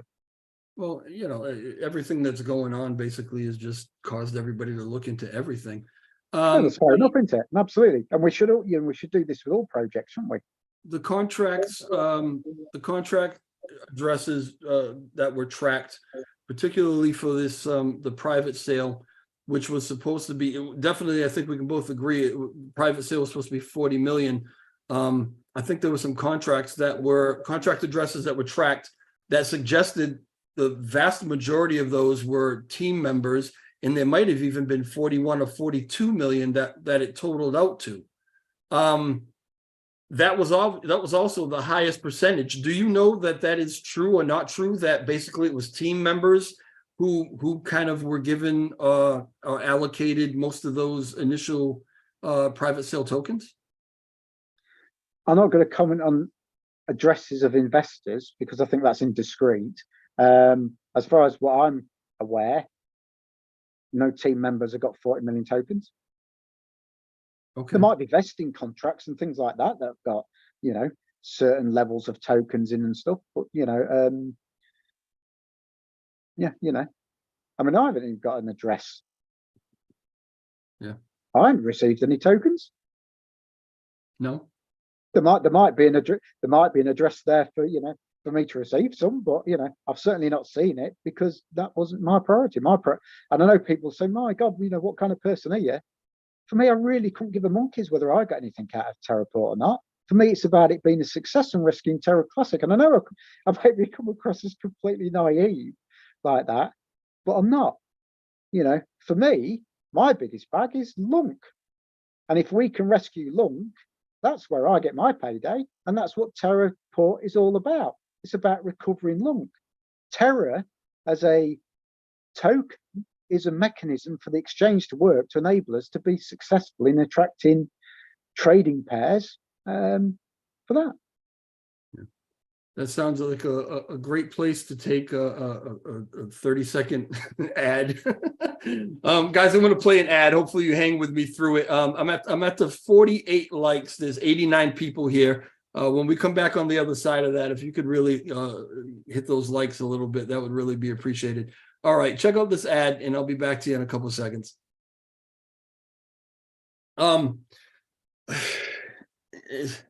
Did you ever even expect, you know, when we were talking about TCV before you even started TCV, I mean, you really spelled out for me the vision, you know, and what you wanted to do. And I was really impressed by it, that you wanted it to be a central spot where everything Lunk could kind of come through and kind of coordinate and everything. Did you ever picture that a few months later that you'd be dealing with all this shit? No. There you go. That's one of the more succinct answers, isn't it? Yeah. I mean, are we still in the middle of an advert? I'm sorry, you were soft. Say it again. Are we in the middle of an advert here? I don't know how long those ads last. I don't think they last too long. I think people can usually skip them, so we're probably back. I just thought, you know, I'd maybe answer your question when, you know, people will be listening again, so that, you know, you know, would kind of hear it more clearly. Yeah, we're back, so go right ahead. That's an interesting couple. Well, you know, red line grifter. No, drifter, not grifter. God, that's wrong. Drifter. Wow. He would like that, wouldn't he? It's I don't know if he would. Yeah. Well, I was having a chat with him this morning for the first time. You know, and I'm having a conversation with him a little bit later on because, you know, it's I've got a lot of. We had a word with the team just earlier on in terms of whether we could make his proposal work or not. Yeah. And we think we can deliver it. Cool. But anyway, that's a good conversation. So anyway, yeah, go ahead. You know, and for anybody who missed it because you were on break, basically I was just mentioning to Rexy that I remember talking to him about TCV long before Terraport or anything, before he actually got it going. And I was just asking him if he ever pictured in his mind that what his intentions were for this project, that he would ever be in a point where he was having to deal with what he's dealing with now. And you wanted to wait to answer that until everybody could actually hear you. So go ahead. Yeah, and the brief answer was no, wasn't it? But there's, you know, there's a fuller answer. It's if anybody actually looks at the white paper for Terra Vita, it isn't like a normal white paper that you get for a you know, a DeFi kind of project. It's kind of a bit of amalgamation between a traditional business plan, if you like, and, you know, I guess a DeFi kind of white paper, if you like. So when I first created Terra Vita, and this was many moons ago now. Well, I say many moons ago, we've only been around here about a year, haven't we? But, you know, probably 9 months ago. Terra Rebels was in a, it wasn't doing bad back then, but there was a massive amount of infighting all the time.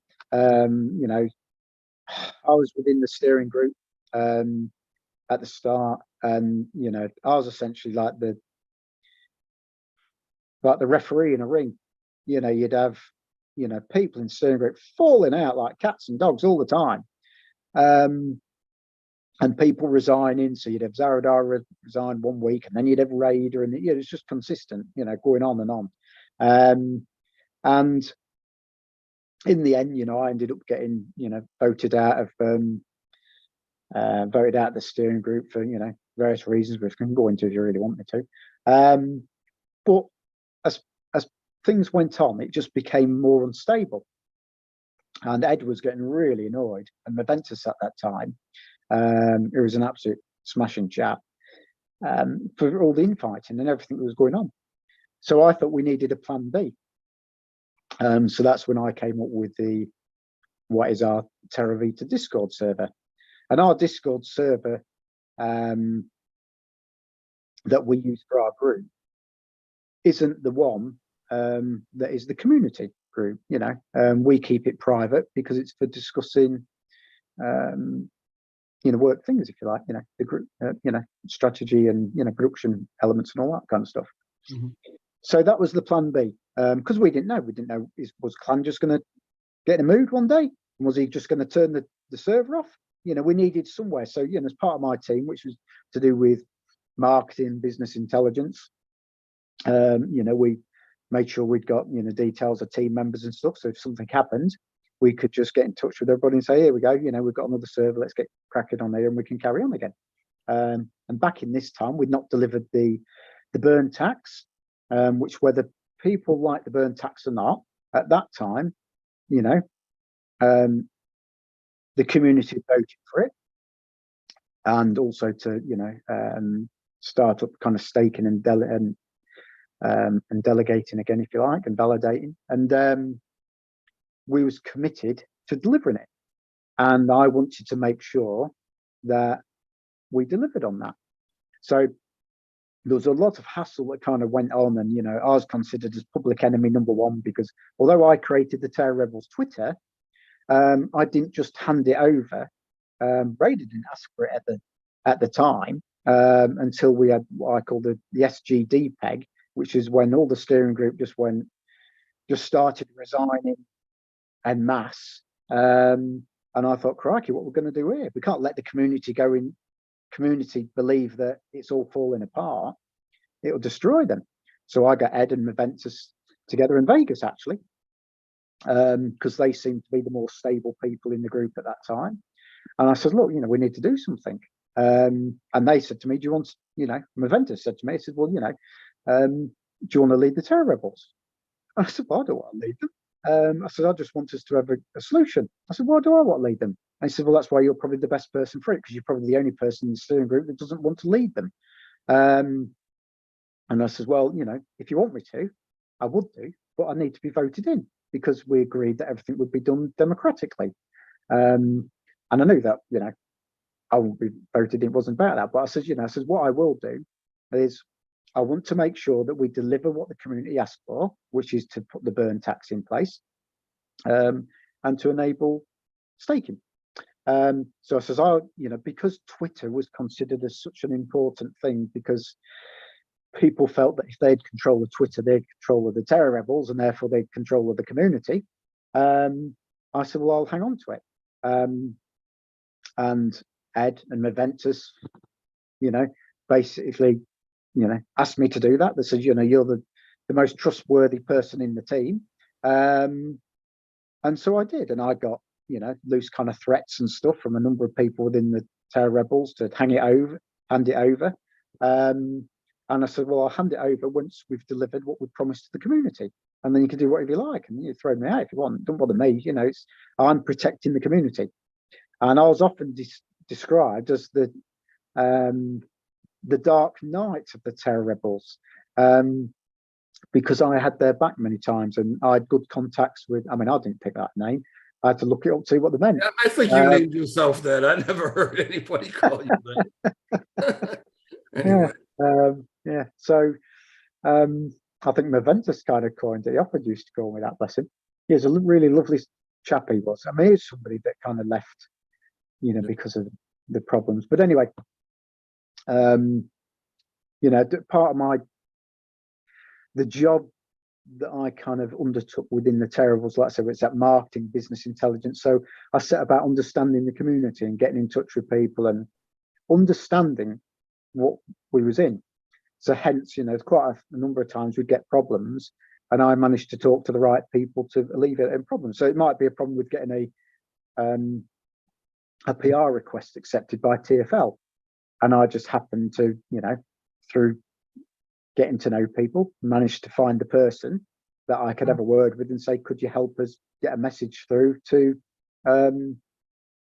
get this pull request accepted? So, you know, lots of little things like that. But anyway, you know, the steering group kind of collapsed and, you know, we went through this process of trying to create a democracy of sorts.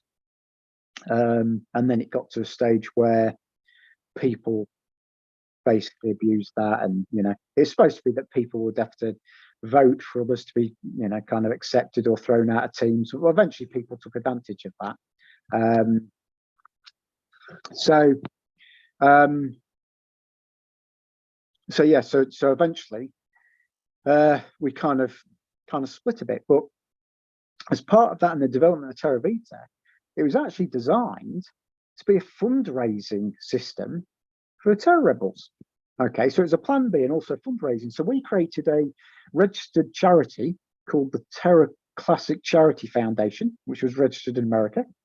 We'd got an agreement with the validator, which was with high stakes at the time.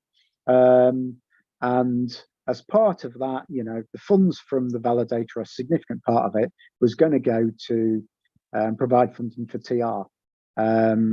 You know, we estimated it was going to be, you know, a real significant amount, and about, I think $1 million was talked over an annual period. We assumed at the time, wrongly, that there would be mass delegations to Terra Rebels because it was considered in such high regard at the time, and that would work out to be worth, you know, about $1 million a year. But you know, Clan and a few others turned, you know, an echelon, you know, they turned it down vehemently for whatever the reason it was.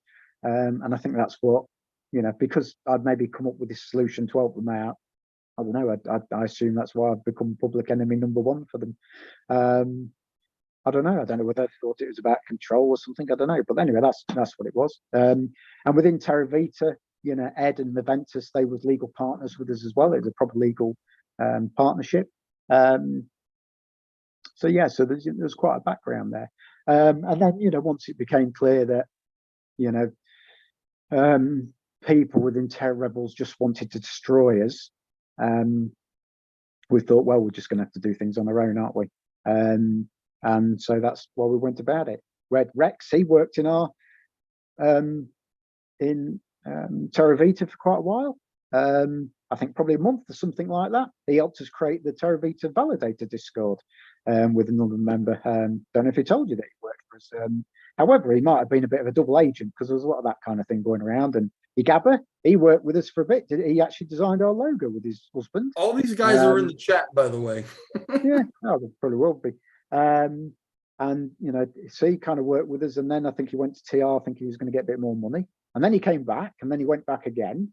So yeah, so you know, it's, bottom yeah, line, here we are, right? After all that, here we are today. Yeah. You know, in a kind of a precarious. And then it got to about October, November time last year, and things kind of stabilized. I think, you know, Terra Rebels kind of went their own way, and you know, I didn't really get to know what was going on with them or anything like that. What they did was up to them. You know, I think there was a lot of speculation that we got spies and stuff like this. And I know some of our group got persecuted for, I think, infiltrating or something like that. I really couldn't give a monkeys what was up to. It's, you know, I was hoping to do all right, but you know, and then I think when Because I think the last time I kind of was within Terra Rebels, it was when they was discussing the Nebuleo deal, and there was a bit of an open team meeting about it, and I asked a few questions such as, the speculation that Binance had supported it or something like that. So I can remember asking Vegas and Raider, well, who was it you spoke to Binance? Was it a senior executive? Was it a janitor? And they would never answer. And I said, so you expect us to accept this investment or something based on you not giving us any kind of information? And I thought, it just smelt bad to me. So, I handed my notice in with Clan, and he sent me a reply saying, something along the lines of, well, I'm sorry it's kind of come to this. And that was that. And that was the last time I really had anything to do with them. It's, so it's Nebuleo that was the final straw to me. I'm a very committed and patient kind of person, but it just didn't seem right to me. And if it was right for them, well, that's up to them. It just wasn't right for me. There's a little a little insight for the chat as to how conversations between me and Rexy usually go. I ask one question, we end up talking about something totally else. I gotta rein you in a little bit. But in terms of, go ahead. In terms of Terra Vita, yeah.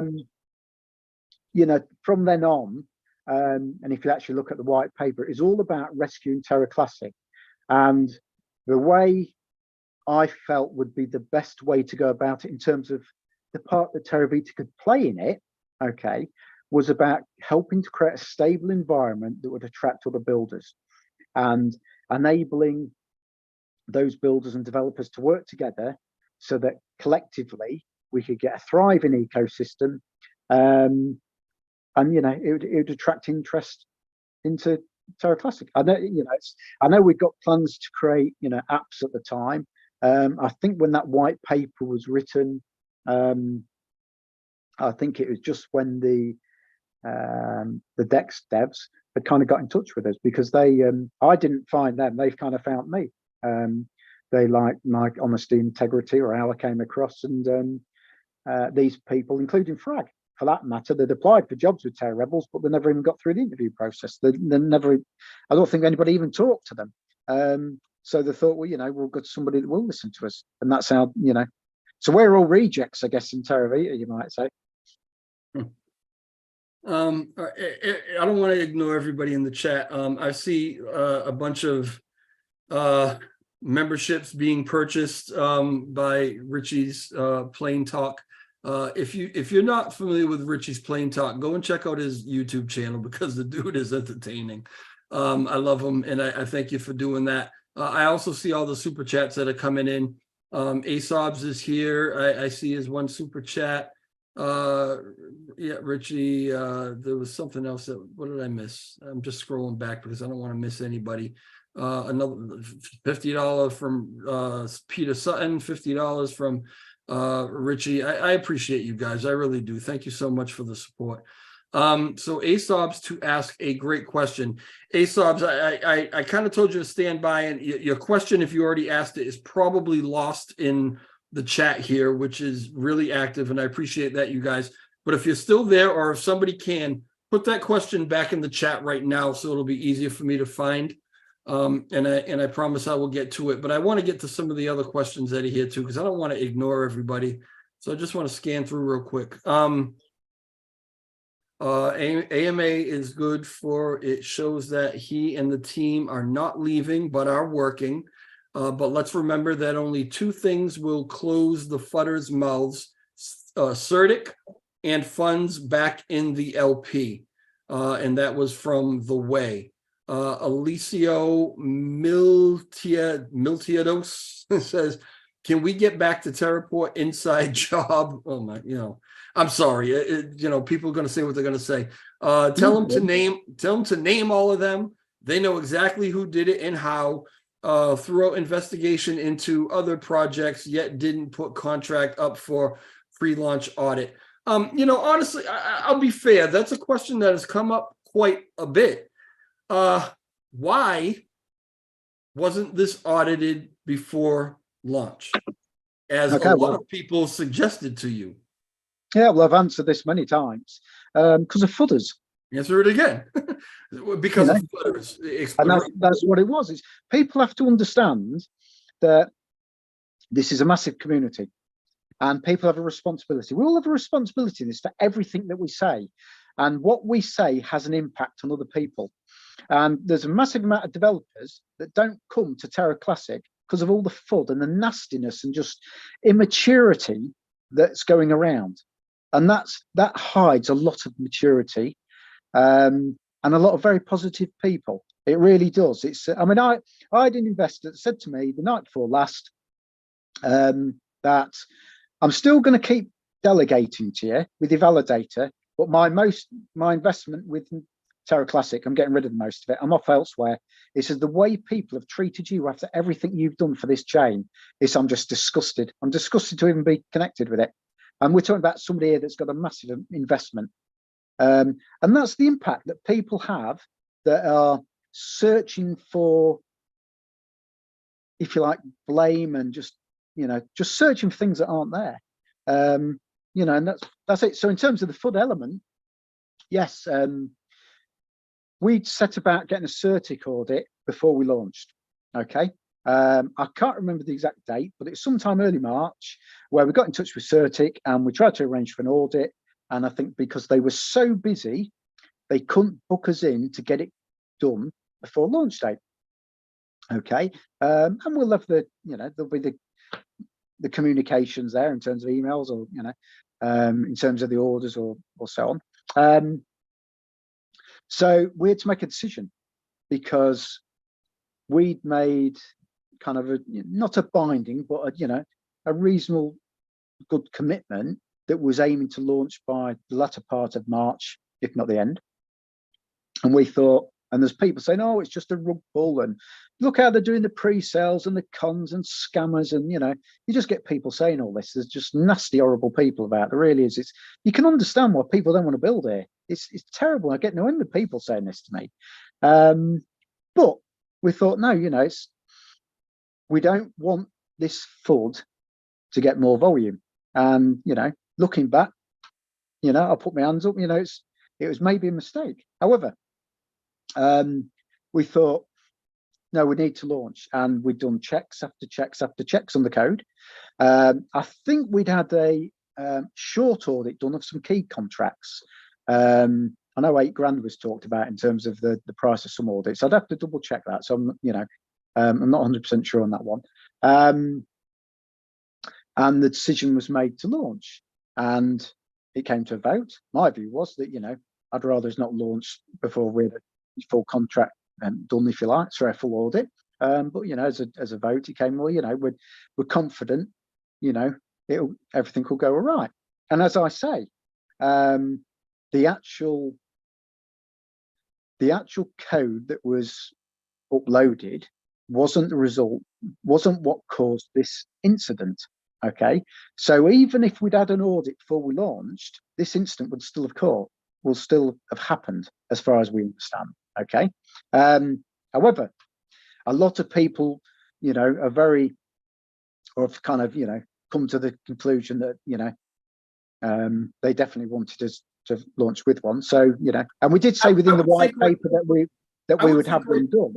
I would think right now that you would be kicking yourself in the ass for not doing this audit, because if what you were saying is that the code was hacked and changed after the fact, wouldn't have done this audit before launch have revealed that the code was different then than it is now? No, because the audit would be done on the code before it was uploaded. It's changed afterwards. Right. So if you did the audit before launch, you've got the code, they're auditing the code. And they're going to show what the code is, right? If later on the code is changed, which you're saying is what happened now, wouldn't you be able to see those two differences? But we can see that anyway, because we kept copies of the original of the smart contracts, and you know, you back up your GitHub and things like that. Is anybody going to see that? Is anybody you're going to release that to anybody, or is this just internal knowledge and we got to take your word for it? Well, that's what's been audited through CERTIC. That's what, all the investigators have been looking at. Is they haven't just guessed at what the problem is and what the incident is. I mean, they've thoroughly investigated all this. So, there's nothing being hidden here. Yeah. And like I say, I've told you the guy, you call him, I'll say it again, at Symbiotic, he's the head investigator, I get it. I get Sure, it. And to a certain degree, I'm not all that intelligent. So I'm sorry if I keep asking these questions or really not understanding what you're saying.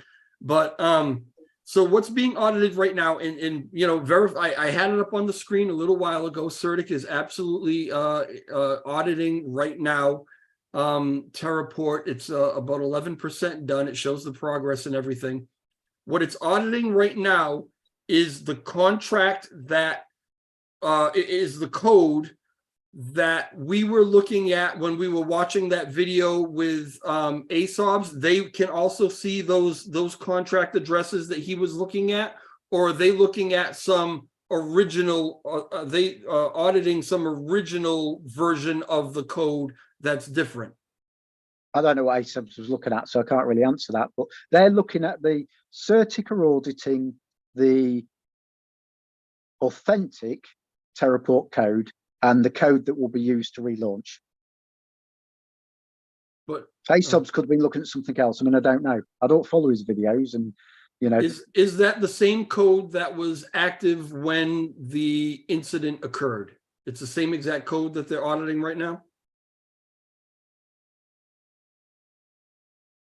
No, like what I said, it's the authentic code that is what was originally uploaded. Why would we want them to audit code that was damaged or altered or anything like that? Because we're not going to launch with that, are we? We want to know that what we intend to launch with and what we originally launched with, that's fit for purpose. Okay. In terms of investigation, the people doing the investigation are so competent and expert, and they just world leaders in what they do. They know what they're looking at. I mean, we could go through it with a fine tooth comb, and what we find would be meaningless to me or you, or a lot of it, I should imagine. No disrespect, but they know what they're looking at. And if they're happy with the findings of the investigation, and no disrespect to anybody watching this or listening or commenting or anything like that, if they disagree with how I've kind of worded it or think it's not feasible, I'm more than happy for them to talk to authorities. I mean, they can talk to the police in the UK, they can talk to the National Fraud Investigation Bureau, talk to the FBI, they can talk to anybody they like about this. I don't mind. And if anybody can find these people, by God, they'll get every support. We'll probably even give them a reward. I mean, we actually, that's currently what we're thinking of. We had originally looked at giving a bounty for the return of these funds, and we was advised not to. This is just a waste of time. And I even discussed this with them last night, and they said, well, we still think it's a waste of time, but you've tried, with a proposal. What have you got to lose, really? So that's probably the next thing we'll do. But and hopefully we'll be proved wrong, and it'll end up being some kind of white acra, something like that. But we've been strongly led to believe that that's massively extremely unlikely, never going to happen. So yeah. So I got ASOB's question. ASOBs, you're not going to believe this, and maybe nobody else in the chat is going to believe this, but honest to God, I just saw your question. And the reason I'm saying that it's kind of unbelievable is because the question that he asked me was the exact question that I just asked you before I even saw his question. It was basically, and I'll read it, but I mean, I already asked it. Can you ask about the code submitted to CERTIC? Was the code submitted to CERTIC the same that was live the day of the attack, or an older version? That's what we just talked about, and I'm pretty sure you heard the answer to that. Okay, what else do we have here? So some people are saying you tried to clear evidence, your team changed it, and now you say it wasn't you. That's you know, some people are going to feel that way, and I'm sure you're aware of it. Hope Well, that's it. someone. I mean, you said earlier on that it was you, but I don't believe you It, because we've got an investigator that's. prove it wasn't me. Let's see. Hope someone will get out all the data and prove they did it, and they will get smashed hard in jail. Listen, whoever did it, okay, and I am not gonna judge, right? Whoever did it, I hope that the information comes out. I hope they get smashed. I hope they absolutely pay for it. And you know, I like Rexy. I'm not endorsing Rexy in any way. I'm not saying that I believe him, don't believe him, that anybody should invest, not invest, whatever in Terraport. Not saying any of that. But I will say that if Rexy had anything to do with it, and I think he'll say this to you too, if we find that he had anything to do with it, then I'm sure Rexy will pay the price. If anybody on his team had anything to do with it, I hope we find out, and I hope they pay the price. If it was some external Uber super hackers who were able to change the code after the point or after the fact, I hope they found out, and I hope they pay the price. But just to be clear, Rexy, with the investigations that have happened right now, has anybody told you this is who did it? And you know right now who did it? I've been told the group that did it, Okay. but I can't tell you who it is. Okay. I mean, you know, and I'm, you know, whatever, that's your answer, but I just wanted you to answer that for everybody so they understand. All right, we are on the same, And just to add a little bit to that, because, you know, Sure, I specifically asked this question last night. They said, well, we don't want you to say who's done it, because the next question will be, well, can you prove it? And then you've got to think that if you've got agencies around the world trying to work to catch these hackers, and then all of a sudden, you know, people are having to say, well, this is actually all the evidence we had, and this is how we went about it, then essentially you're allowing the hackers a heads up on how you maybe track them, and then that makes it less secure for the rest of crypto. You know, it's, as I used the analogy earlier on, you know, if I could say, well, I can work out how to find your PIN for your card, and then I'll go on, you know, in the middle of YouTube, I explain how to go about it, it's not really going to make everybody else's card very secure, is it? Okay. All right. I hear you. All right. If the police is not investigating, the frozen funds will be released and the money is lost forever. Is this money that you know who did it? Is the money lost forever? Are you going to be able to recoup anything? We'll find out. We're doing everything we can to get it. It's as simple as that. Like I say, you know, on chain, we put a proposal in which would have enabled it to be saved. The community's decided they don't want to do that for whatever reasons they are, which is, you know, some people have got some very strong reasons about it, but it was the simplest way to save them funds. So from that point of view, unless they give it back, you know, the community or some of the validators, and of course, some of these validators could be part of this hacker group. You know, some people was extremely strong in terms of their condemnation for us trying to get these funds back through this particular way. But yeah, but, you know, but Rexy, but maybe they just feel strongly about their position. I don't know that it's really good to insinuate that if you oppose this strongly, that maybe you had something to do with it. Yeah, that's not really where you want to go, is it? What I'm saying is, you don't know, do you? But what I'm saying, is that we had a mechanism to save these funds, and for various reasons people voted against it, you know, just methodology of the blockchain and all that kind of stuff, which is absolutely fine. I haven't got a problem with that. That's why you vote about things, and that's the decision that was made. But what I'm saying is, because we don't know who the hackers are, it could be anybody. It could be you. You know, I say it could be any of your listeners.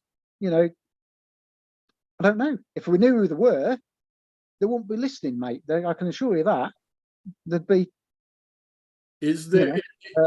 Is there a point where we are? All right, you know who it is. They've told you who it is. You can't say it. Understandable. Is there a point where we will be told who this is? Will the community absolutely at some point, when the time is right, find out who this was? When we say who, it's a group, not an individual. Whatever. Okay, so the plural of who is who. Okay, go ahead. Okay. It's not for me to say that. Okay, if it comes out and the investigators or the official enforcement agencies want to say that, then absolutely it will come out, won't it? And until I'm told that I'm allowed to say it, I've got to honour that, haven't I? You know, it's but you're not prepared to guarantee the community that eventually they will find out. Which leaves it open to say that, you know what, you guys may never find out. I guess that's a logical argument, isn't it? It's you know, unless somebody actually says who it is, or somebody else manages to investigate, and whether, you know, who are prepared to disclose who it is, you know, that's, like I say, it's a logical argument. I mean, hopefully, I mean, I've got nothing against people knowing, but I've been asked not to say anything, and you know, I've got to respect that. Who asked you not to say anything? The investigators, as I've said, you know, a few times. Okay. All right. Let me ask you this, as if you haven't taken enough questions. If these funds are never, if they're never recovered, if there's never a way to get them back, ultimately is what happens, right? How is Terraport? How is TCV? How are you prepared to make your investors and those who have lost out? How are you prepared to make them whole again? Well, we're still working on getting these funds back, and you know, essentially, we need the liquidity pools filling. So, you know, that's what we're working on. Well, yeah, I know that you're working on that, but let's say you don't get it back. Do you have enough resources right now to just say, listen, everybody who lost, here it is, out of my pocket, here it is, I'm going to give it back to you because I don't want you to lose out. Are you prepared to do that? It doesn't work like that. And also, yeah, it just, if you understand how a DEX works, and how, yeah, it just doesn't work quite as simple as that. But you know, we're not giving up on relaunch. I mean, we're planning to relaunch it now. You know, it's we're working on it. So, you know, it's the thing is not whether we can relaunch it. It's about keeping the same amount of stability. We were so heavily flooded, because you did ask the question, didn't you? You know, why did you, you know, what made you launch earlier? And it was, you know, through all this flood, you know, we've just felt under so much pressure. In hindsight, we should have just ignored it. And that's why I don't respond to FUD really. And I don't answer people back that just FUD and make stuff up, make facts up, you know, alternative facts. I just ignore it. You know, I give it the number 4, if you like, which, you know, is what Binance does. You know, I took, or CZ. And because otherwise it puts you in just in a negative place, doesn't it? I'd rather just work with facts and work with positive people who want to make a difference. You know, we've got a lot of people actually still want to build on this chain, and a lot of projects, and I think we should spend our time supporting them rather than trying to find holes in them. You know, it's, I mean, we've just, you know, we're there's scams and all sorts go on, isn't there? And you know, we've seen, I don't know, we just seem to have some unusual kind of ideas, don't we, in our network? But yeah. I'm going to circle back because I'm just not satisfied with the answer. Sorry. To hell with the DEX. To hell with how a DEX works. Do you, Rexy, and I know that you've already put your full name out there, but I'm going to call you Rexy because that's what we know. Do you have the ability to say, you know what, I'm going to take care of everybody, and I'm going to come out of my own pocket, or I'm going to come out of whatever I can come out of, and I'm going to pay you guys back for what you lost? I mean, no, not myself. I don't. Okay. Do you? I don't owe anybody anything. It wasn't my project. I don't. If somebody steals from you, are you responsible for that theft? No, if you can prove that you were stolen from. Well, like I say, Because there's so many pieces of the puzzle that need to fit here.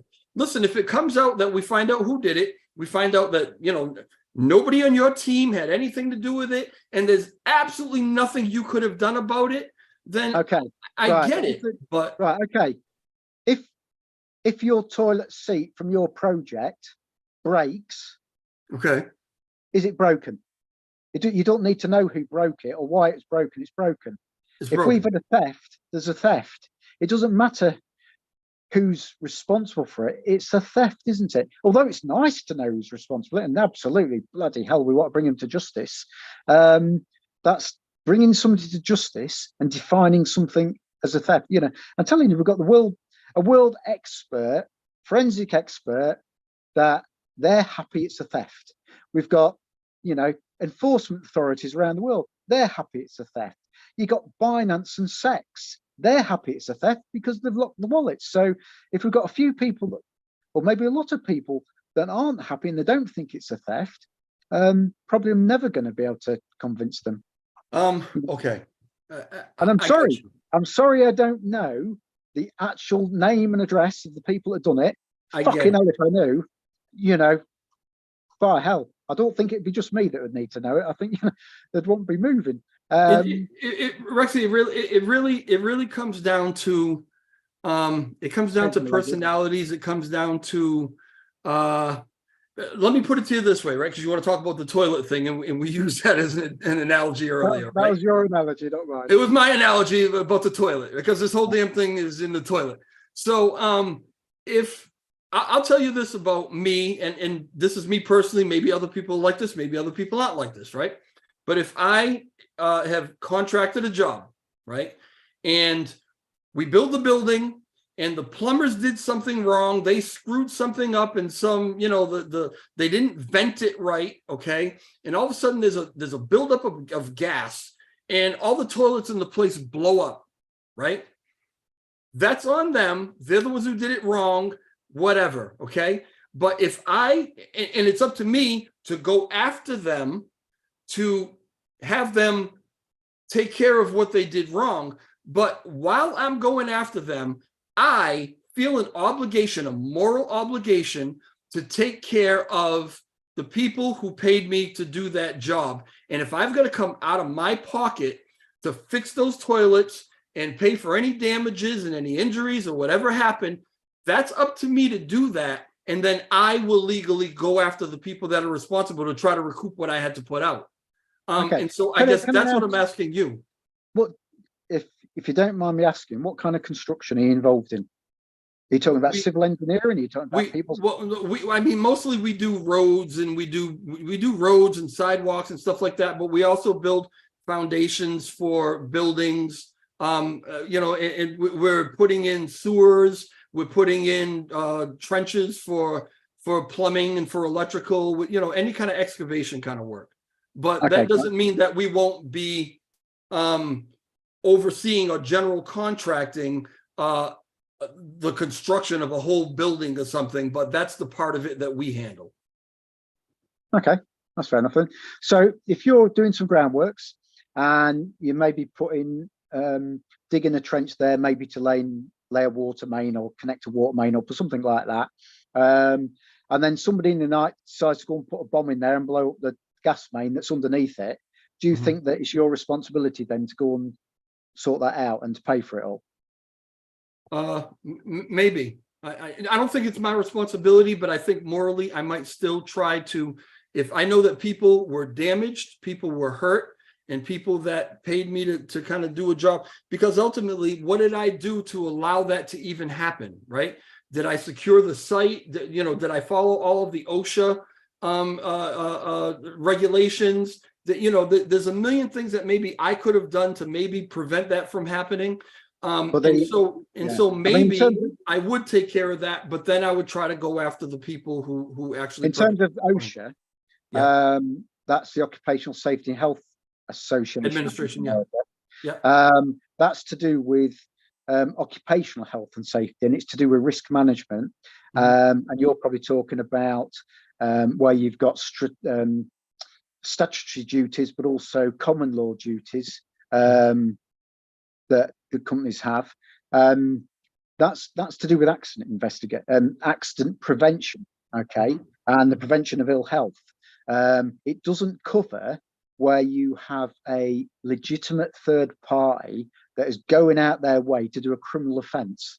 Okay, so OSHA guidelines, although it will probably say you need to secure your site, that is really to stop. In the UK, you've got the Occupiers Liability Act 1971 and the Occupiers Liability Act, I think 1984, that deal with this, and that's to prevent people from accidentally going onto a building site or a construction site where they could accidentally maybe fall into an excavation or get hurt or something like that. But also the other side of that is you've got a liability to people that aren't legitimate, if you like, visitors to a site. So you have what's known as trespassers, and then you have legitimate and illegitimate visitors, and that's what all them guidelines are for. So that's how that works in the UK. That's what my part of my professional job is. And then if you actually want to start looking at liability and things like this, and you want to be looking at the common law cases that back all this up, that support negligence and breach of duty and the neighbour principle, extended duties of care, all this kind of sort of stuff. But this doesn't fall into that, because this is a criminal offence where somebody has set about doing wrong. It's as simple as that. No, I get it. I get what you're saying. Where do you place the blame, and where you place the blame should be the ones who are responsible. 1957, I think, actually is the occupiers, and 1984. I think I told you wrong. Yeah, it's a long time. Doesn't really mean anything. What you're saying, again, I get it. It was a crime that was perpetrated against you. You had no control over it, and so you don't feel necessarily the responsibility for it. I'm just asking, I guess, on a I don't know if it's a moral stand or whatever, if there was anything that you were thinking about, a way to try, if you can't recover these funds, is there any way that you think that you will try to get people that lost back those funds? And then, since you know who it is who did it, maybe you can go after them legally to try to recoup it for yourself. I mean, it's a no thing, Every single opportunity that there is for us to repair this and put it right, we're working on. When you take, we might not have been responsible for the theft, but we're doing everything we can to put this right, not just for our investors, but for Terra Classic. It's we think that Terraport stood a real good chance to help all the developers get established. I mean, we had a short list. It's actually becoming quite a long list of developers that wanted to launch, and we don't intend to let people down. We can launch. We want to launch stably or relaunch, and that's what we're working on. So it's absolutely doing everything. I'm all open to ideas that we haven't thought about, but we seem to have, nobody's come up with something that we haven't thought about as yet. But we want to make sure that Terraport is viable. People get their investment back. Well, actually, we don't want to get their investment back. We want their investments to grow, so that it becomes even more of a success, and users funds and so on. But yeah, so there's still opportunities out there, and we're still working on those. What's your time frame for trying to get relaunched? Well, we're going to make sure that all the CERTIC audits are done. Everybody that works with us is subject to an institutional CERTIC audit as an individual basis. We're not going to be working with anybody now that isn't doxed. Don't really care who they are. If you want to work with us, all this DIFI nonsense about, I want to be protected for, being behind a name, we want to have everybody validated. We don't necessarily want to know who they are ourselves, but we want a third party to. Hence, that's another reason why we're working with CERTIC on this. We had the opportunity to do it the DIFI way, but now we're going to have to do it more the grown-up way. Okay. And that goes for all these people, all these influencers and so on that are hiding behind anonymity that seem to want to be taken really seriously. You want to be took seriously, you stand up and be took account for. Yeah. So after, it'll be sometime obviously after the CERTIC audit, but you can't say, a month after or a week after or a year I think after. I think the audit's due to finish, is it, what are we in April?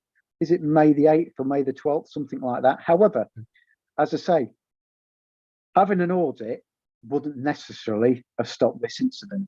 In fact, we're pretty sure that it wouldn't. However, let's see what it has to say. But the purpose of an audit isn't to find fault or blame or anything like that. In my opinion, the purpose of an audit is to find opportunities to improve. And we're going to, whatever comes of this, we're going to, work on that for a start. So if the audit comes up with, some opportunities for us to improve or fundamental faults, whatever it comes up with, we need to get them addressed first. And because we don't know what it'll come up with, because it's not been complete, we need to wait for the results of that. But we're not going to listen to FUD anymore, and we're not going to listen to people that are just going for clickbait and making things up. Easier said than done. Well, it is. Everybody Absolutely. says they're not going to listen to it, but then you get caught up sometimes. You do, and it's very difficult. And we're still positive for Terra Classic, and I'm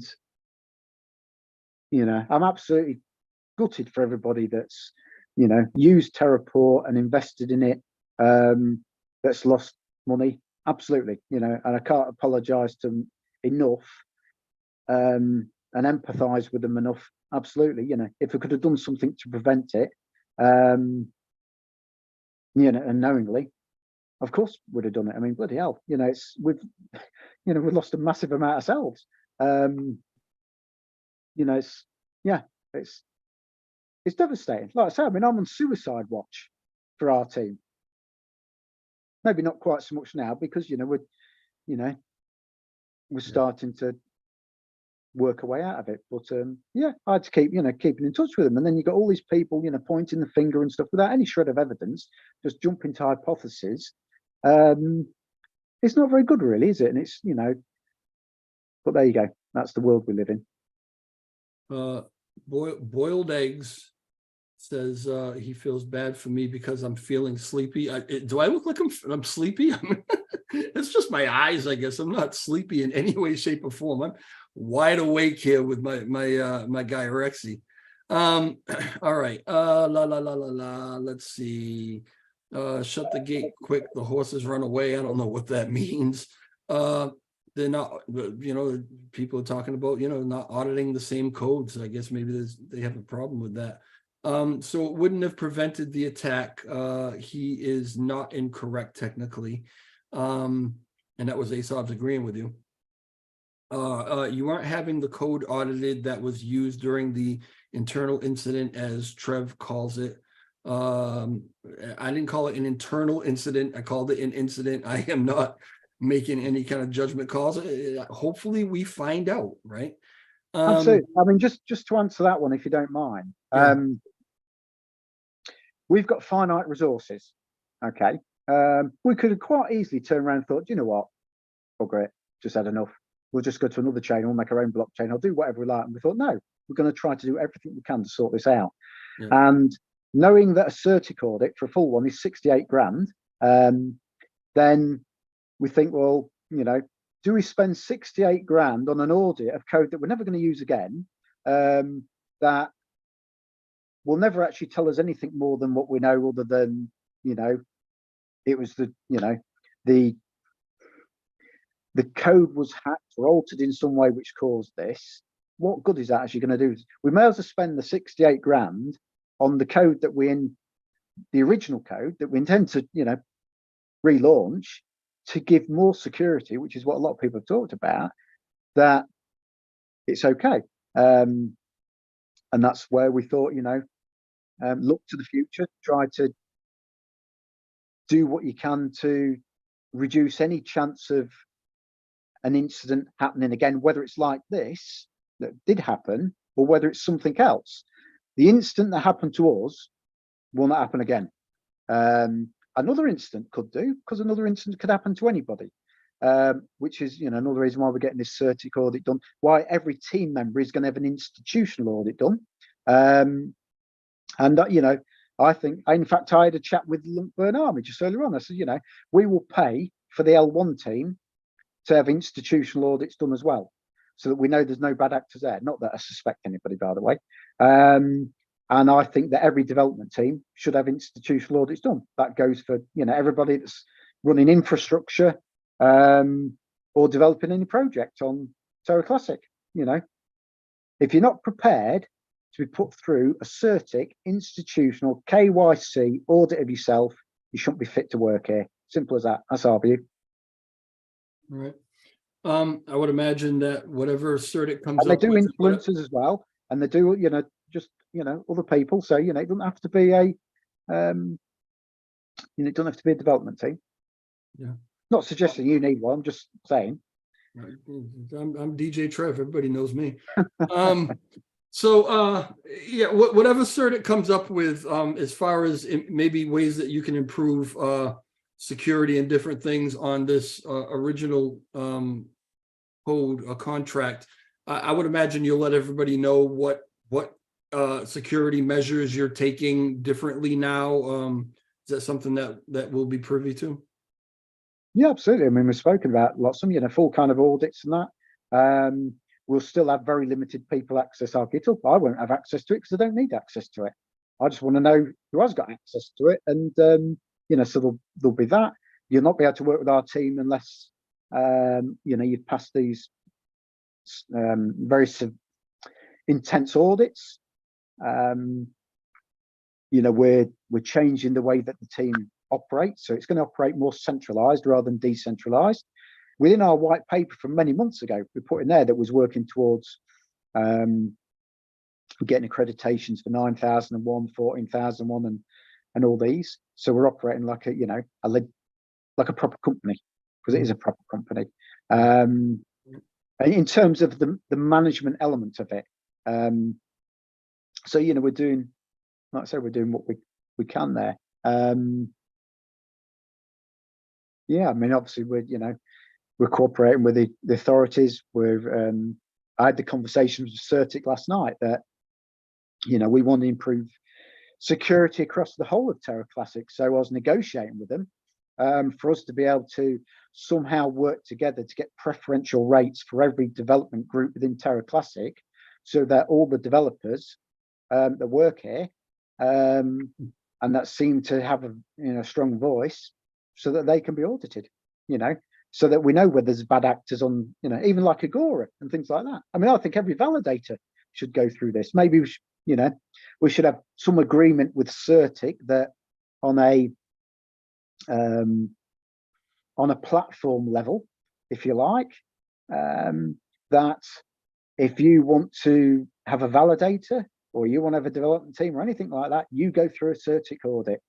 And, you know, that's, you know, you may be gold standard if you have their full institutional audit. If you just have the standard audit, you may be bronze or something like that.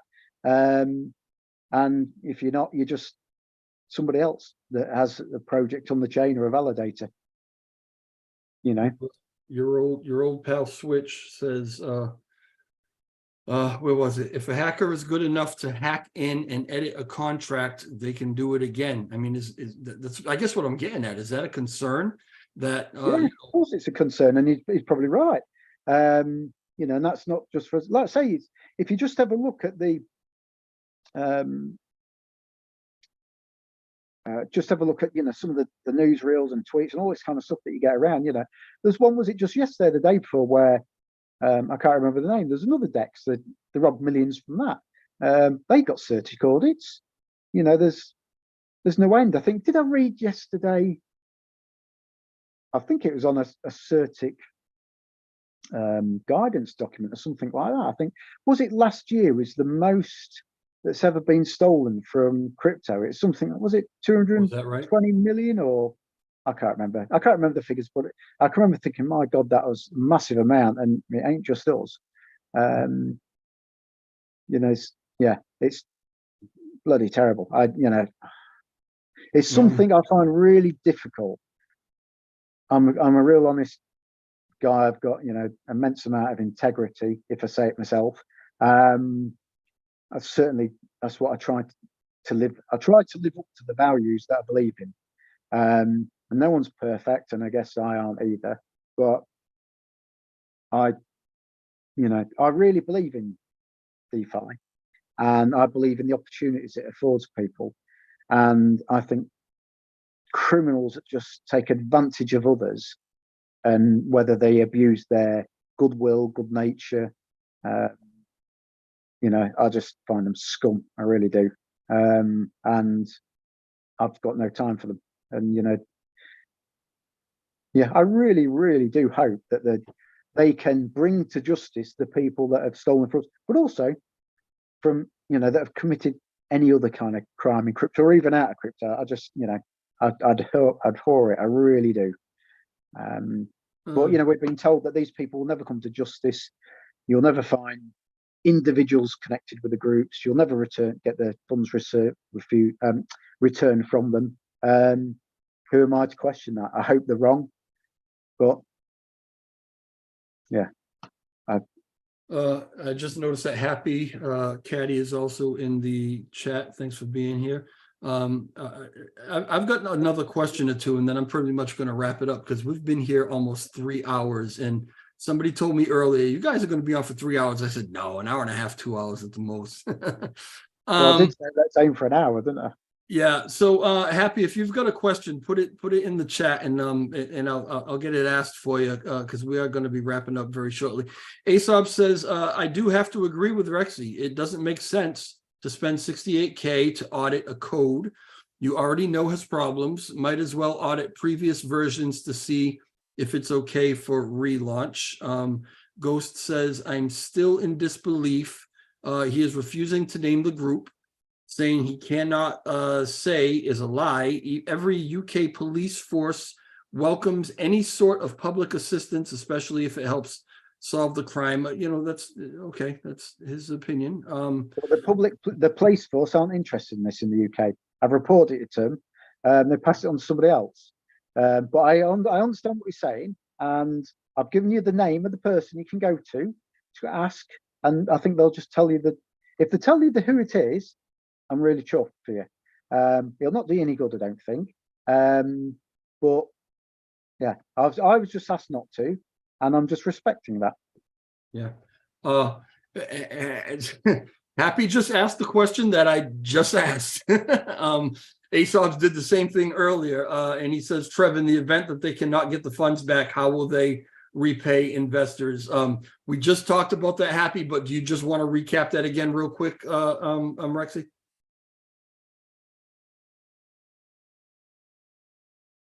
I think you might as well just go back and just, you know, because it'll just make your video longer, and we kind of talked that, you know, I don't mean to just. We did kind of talk it to death. I guess, Happy, what Rexy is saying is that if you just back up a little bit, you can get the answer to that. If I were to give a really quick answer, it would be that Rexy says that this was a crime that was perpetrated against them, that he had no really control over. And so at this point, he wouldn't be looking to try to recoup any of that himself. And if I'm wording that wrong, just correct me.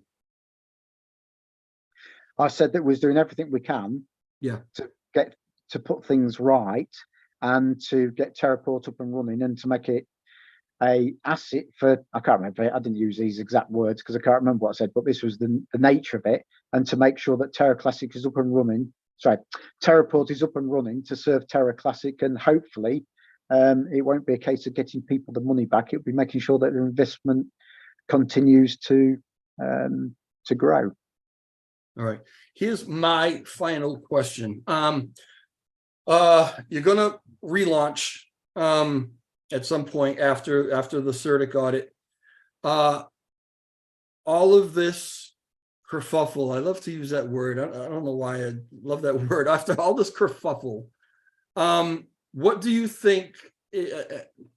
How can I word this? How difficult do you think the relaunch is going to be with kind of the negative kind of press that's out there, and all this in the air, do you think it's going to affect you getting things back on your feet? Absolutely, of course it will do. You know, sorry, I didn't mean that sound condescending. It's yes, absolutely it will. But then was flooded massively for a start, and like I say, that pushed us into a position that we didn't want to be in. You know, people said, oh, you know, oh, it's going to be a pump and dump, and you know, the way you've gone about your pre-sales and all this, that, and the other, you know, it's absolutely wrong. And there was wrong, wasn't they? You know, most people had the ability to have had 10 times of their investment, and for about a week to, what was it, a week to 10 days, something like that, there was just a steady increase in the price, or a stability in it. And you know, they ended up being a reasonable, a healthy volatility at the end, where it kind of went up and down by, you know, was it 10 or 15% here and there on a daily basis, which is what you want. You know, that's how you get trading volume. And the purpose of the trading volume is to generate fees, which goes to buy back long, to burn it, and also to deliver kind of rewards and income to the investors and people that provide liquidity and things like that. I mean, that's, you know, that's the function of it, and obviously help to go to raise money so that we can kind of put on other kind of pairs as well. So, you know, we're definitely after, you know, this kind of relaunching. We just want to do it stably, and a lot of the negativity that we're getting now, like I say, a lot of it is based on speculation. And I put my hands up. You know, I apologize yet again for not being able to say to people earlier on what we was doing and what was kind of working on. For a start, you know, we wasn't allowed to, and also, you know, we wanted to give the community the opportunity to do what the Rexyz do, which is secure these wallets, and then when the time was right, have a further vote to say, okay, you know, you've supplied sufficient evidence, or there's been a fraud report or something or other to say, you know, without a shadow of doubt, these are stolen funds, and as a community we'll have another vote, and then you can return the funds. It's just, you know, it was a temporary measure, and we wanted to give that opportunity, and we was under the impression that the funds, as soon as they heard that we was going to do this, would probably, you know, move them off the chain, and we didn't want to risk that. There you go. You know, so it's, as it turns out, you know, I don't think they've particularly moved. Obviously the vote's not going to pass, so they probably think, well, okay, you know, we might as well leave them here until the price goes up, and then as soon as they create another IBC, we'll just take them off then. And that's what I suspect they will do. So when you relaunch, do you have any fear at all that people just will not come back, and maybe you will be able to get this back on its feet again? Yeah, absolutely. And it's a very real possibility, isn't it? I mean, I hope not, because, you know, we want to do our bit to help rescue Terra Classic. But that's, yeah, it's a very real possibility. I mean, it could work the other way, that we could have had so much kind of press from this, and people could actually see everything that we're doing to reduce the chance of it happening again, and it could actually give them more security. I mean, I know we've got people that are queuing up to buy more and to invest more with us. I mean, you know, I've not gone down and written all down or created a spreadsheet or anything like that, but you know, I know there's a lot of people that are keen, but there'll be a lot of people that aren't as well. Absolutely. ASOBs was, it seems, not really clear or satisfied with a particular answer, to the point where he sent me a $5 super chat to make sure I ask this question again. Thank you for the super chat, and I will ask the question again. He's saying yes or no, without arguing who has fault or if they need to. can we get a straight answer? Do they, Terraport, have the funds to make investors whole if needed? Yes or no? I'm not answering it because I've already answered it. And he asked these questions and he just, you know, he's just after mischief. Okay. But what I can say is that we'll take all options. And those options include civil action and things like that as well. And everybody has to be responsible for what they say. So it's possible that investors might turn around and actually they might pursue, you know, people that have maybe helped reduce the chance of them getting their investments back. So I think, you know, we need to be really careful about what we say and where we point the finger and stuff like that as well. You know, it's, you know, people have to take responsibility for what they say. And especially also when they're accusing people of things with no evidence and they're saying as absolutes that, you know, you are a criminal or you've done this, that and the other, you know, they may find out in the future they've got some answers to, you know, things to answer to then. Yeah. I'm just kind of scrolling through just to see if there's anything else that maybe we haven't already covered. People lost their funds. They will not get it back, but we will launch Terraport again, and crossing fingers, it will not get hacked again, but will not say who did it. I don't know if that was an answer to somebody else or whatever. All right. You know, I fully understand or I'd certainly like to, the view that people want to know who's done it. It's a group, and like I say, I've given you the method of, you know, you can ask somebody who could also give you the answer, but I have to stick to my word. You know, I said that I wouldn't say. I've been told that, you know, you'll never be able to get the individuals that did this as part of that group, because I think there's enforcement agents all over the world that are working on this and trying to track them down. And you know, and I should imagine they'd be extremely grateful themselves that if people from our community can do that, I think they'd, you know, jump for joy. You know, I think there's an immense resources going into tracking this group down, because it's not just attack Terraport and Terra Vita, it's attacked Terra Classic, and they've attacked no end of other chains within the crypto world. They didn't, it was made very clear to us that they didn't pick Terraport as kind of a victim or anything like that, or to make a point. It was just that, you know, they could. They just happened to take advantage of that.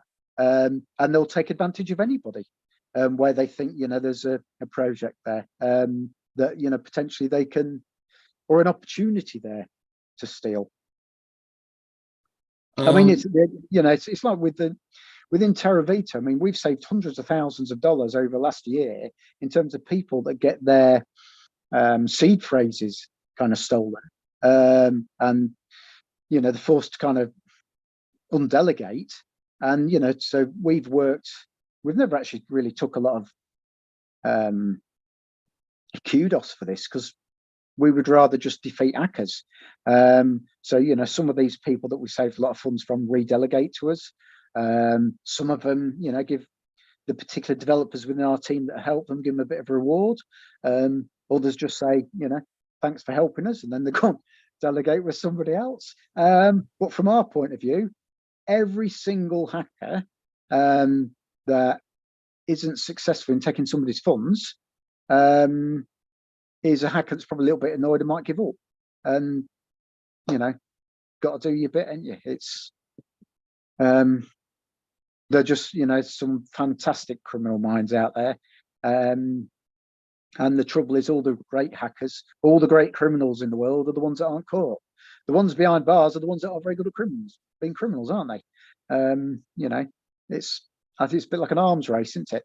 So, guys, if you could, for me, I know that some new people came in. If you haven't already, just hit that like button. It really does help out the stream and pushes us up for a lot of people to see. And I think it's important that a lot of people are able to actually view this stream and listen to what it is that Rexy has to say. There's another question here, Rexy, that'll throw at you, and it says, ask him about the money raised in the pre-sale. Why don't they replace the LP? They raised enough money and put a small percentage of it into starting LP, so they are sitting on funds and they can replace it. Is that right? Again, a lot of people seem to know more about our project and our finances than what we do. No, it's not right. When we did the pre-sales, Lunk was worth about 1,900. It's worth about 1,000 now, or 1,100. So if you've got $1 million worth of Lunk at pre-sale, it's probably worth about 500,000 now. Yeah. And also, we put all the money into the liquidity pools, or pretty much all of it. The rest is going to pay for things like the audit and stuff like that. Our whole goal was to make it a stable platform, so it didn't pump and dump, and having the maximum size of liquidity pools. That's what all the pre-sales were about, creating a stable platform. We didn't pocket the money ourselves. I've not received a penny from it, and as far as I know, none of the team has. It's about creating that stable protocol, and we wanted as many pairs as possible. So, if the community had got behind us a lot further, and this isn't about blame or anything like that, I'm just saying it how it is. If community investors had got behind us a lot further before we launched, and rather than roughly 120 million tokens, we sold 360, and we maybe got closer to, let's say, 12 or 15 million of pre-sales rather than the 4 or 5 or whatever it was, or 3 or 4, I can't remember the exact figure, then we would have been able to probably launch with more pairs, which would have attracted, kind of more sales volume or trading volume as well. Ours is a long-term goal. It wasn't about to, make money from pre-sales. What good's that going to do you? How's that going to save Terra Classic? We are actually honest about this. And do you think that, we'd have worked for, pretty much 12 hours a day, every day, just in terms of that part of the development team, to create this DEX, just to actually, drain a liquidity pool or something? I mean, it's, I know people will think that, and absolutely, there's some terrible people out there that would probably do stuff like that, but, ours was that long-term vision. What's it going to cost to relaunch? I mean, do you have the funds to do an effective relaunch? We could relaunch now, but it wouldn't be so stable. And if it's not so stable, then that causes further kind of risks in terms of the values of people's, tokens and stuff like that. So we're going through full options, and I mean, one of the options is was talking with the team that. And as I said earlier, I was talking with Redline Drifter before this conversation. Excuse me. We actually think that Redline Drifter's proposal is implementable, and it's something that just by good fortune, like I say, we're thinking of every single possibility that we can think of. We thought, well, do we launch Terraport like that? And then I presented Redline Drifter's proposal into our kind of discussion today, and I said, do you think this could work? Because what I tend to do before I vote on anything, I ask our devs and experts, whether it's Frag or the rest of the team, what is this technically feasible? Because I don't want to get people's hopes up about something that isn't feasible. I don't think it's fair on them. I know people like the idea of or some people do, let's raise people's expectations, and let's get a bit of a pump in Lunk, it'll make people feel better. Well, if it turns out to be a bit of hollow promise or expectation, that doesn't help anybody, and it just belittles the confidence that you have in other people that are submitting genuine proposals. So I tend to have them researched. And it seems that Redline Drifters, I read it a few times last night, and I thought, thank God for this. I'm glad you understood it, because I've read it a couple of times too, and obviously I understand some of it, but when he starts breaking stuff down, with all the numbers and everything else, it's like, oh my God, my brain goes to mush. I just don't get it. Well, it's it's one of the few that I've read that I've thought, thank God we've got somebody who can talk common sense here. And I thought, in my mind, it seemed to add up. And then I thought, well, obviously I don't understand it then, do I? So, so I read it again, and this was the early hours of this morning. And then I thought, am I just too tired? And that's why I thought I'd better have another opinion on this. And no, it's it could do. In fact, you know, was thinking, well, it's how it's implemented, which will be the difficult thing. But you know, we could certainly write smart contracts for that within Terraport. And you know, if UST wasn't used anywhere else, and it was only accessed through Terraport, you could repeg it quite easily, providing people bought into it. Well, they say quite easily. It's feasible and it can be done. You need people to, you know, invest in it and buying it.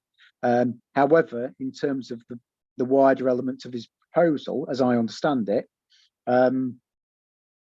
you know, once you'd get UST worked elsewhere, you'd still need the mechanisms within the proposal to help keep the stability of it. But you know, and then of course you've got arbitrages and all this kind of thing that would help kind of stabilize it. But I think it's you know, I think it's the only time I've come across a proposal that I thought, okay, I can see this practically working. But it'll take a massive amount of coordination and organization if it's done across exchanges, I think. I mean, I don't know whether it can be implemented in an exchange because I don't know the function of how that actually works as such. But within the DEX Terraport, you could stabilize it. You could repeg it. All right. Well, Well, that's what I was told this morning. Anyway, like I say, I'm not an expert in it, and you know, within Terraport, you know, the incident, as you term it, happened.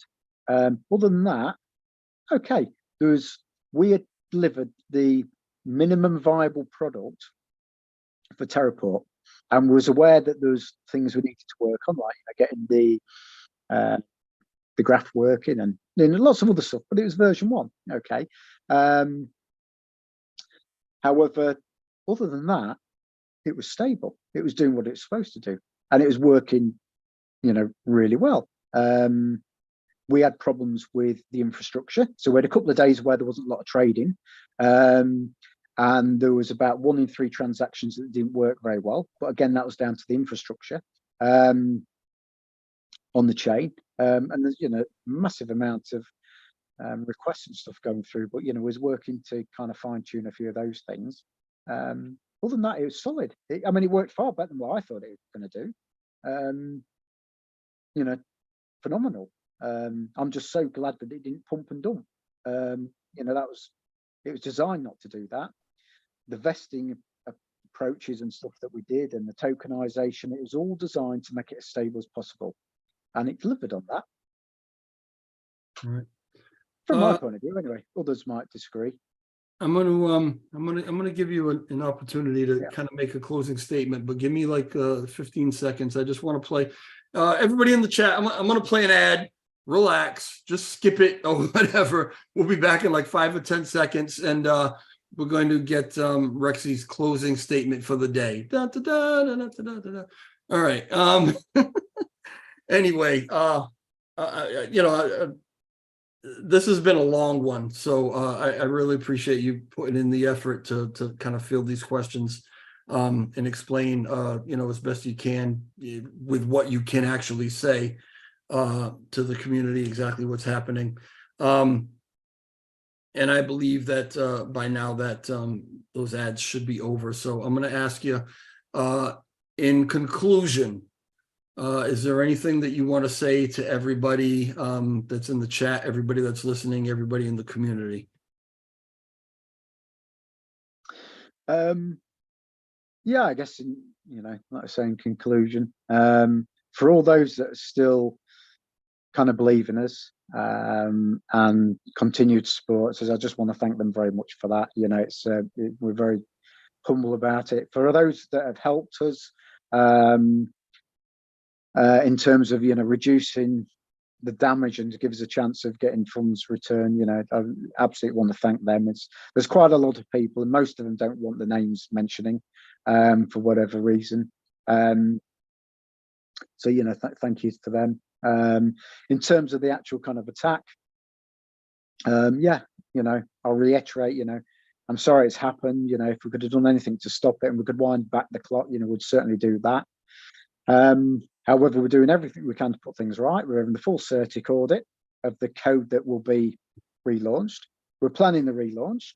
We're working on it. We're having all our team not just going through a normal CERTIC KYC process, but through what you call an institutional one, which is the KYC on steroids, if you like. We're working to get any application that or team that wants to launch on Terraport, that all them will have to be audited as well to reduce any chance of people using Terraport for a rug. And if we can't get them to do that, there'll be some kind of grading system, maybe gold, silver, basic, something like that. I don't know, so people know exactly what the levels of assurance are. Okay, with any kind of audit, there's ways around it. And as I say, one of you listeners earlier on, was it Switch, whatever, said, if somebody can hack it once, they can maybe hack things again. I mean, this is right. It's otherwise, hackers, there won't be any hackers, would they? Because all the things, all the problems would be, all the vectors will be sorted out. So we're doing everything we can there. We're working with the authorities to do whatever we can to catch the perpetrators and bring them to justice. We're doing everything that we can to recover these funds, and if we can't recover them, to get them replaced. And we continue to work to make Terra Classic a decent place for people to come and build, and to help relaunch kind of Terraport to create trading pairs so that we can help bring liquidity into Terra Classic.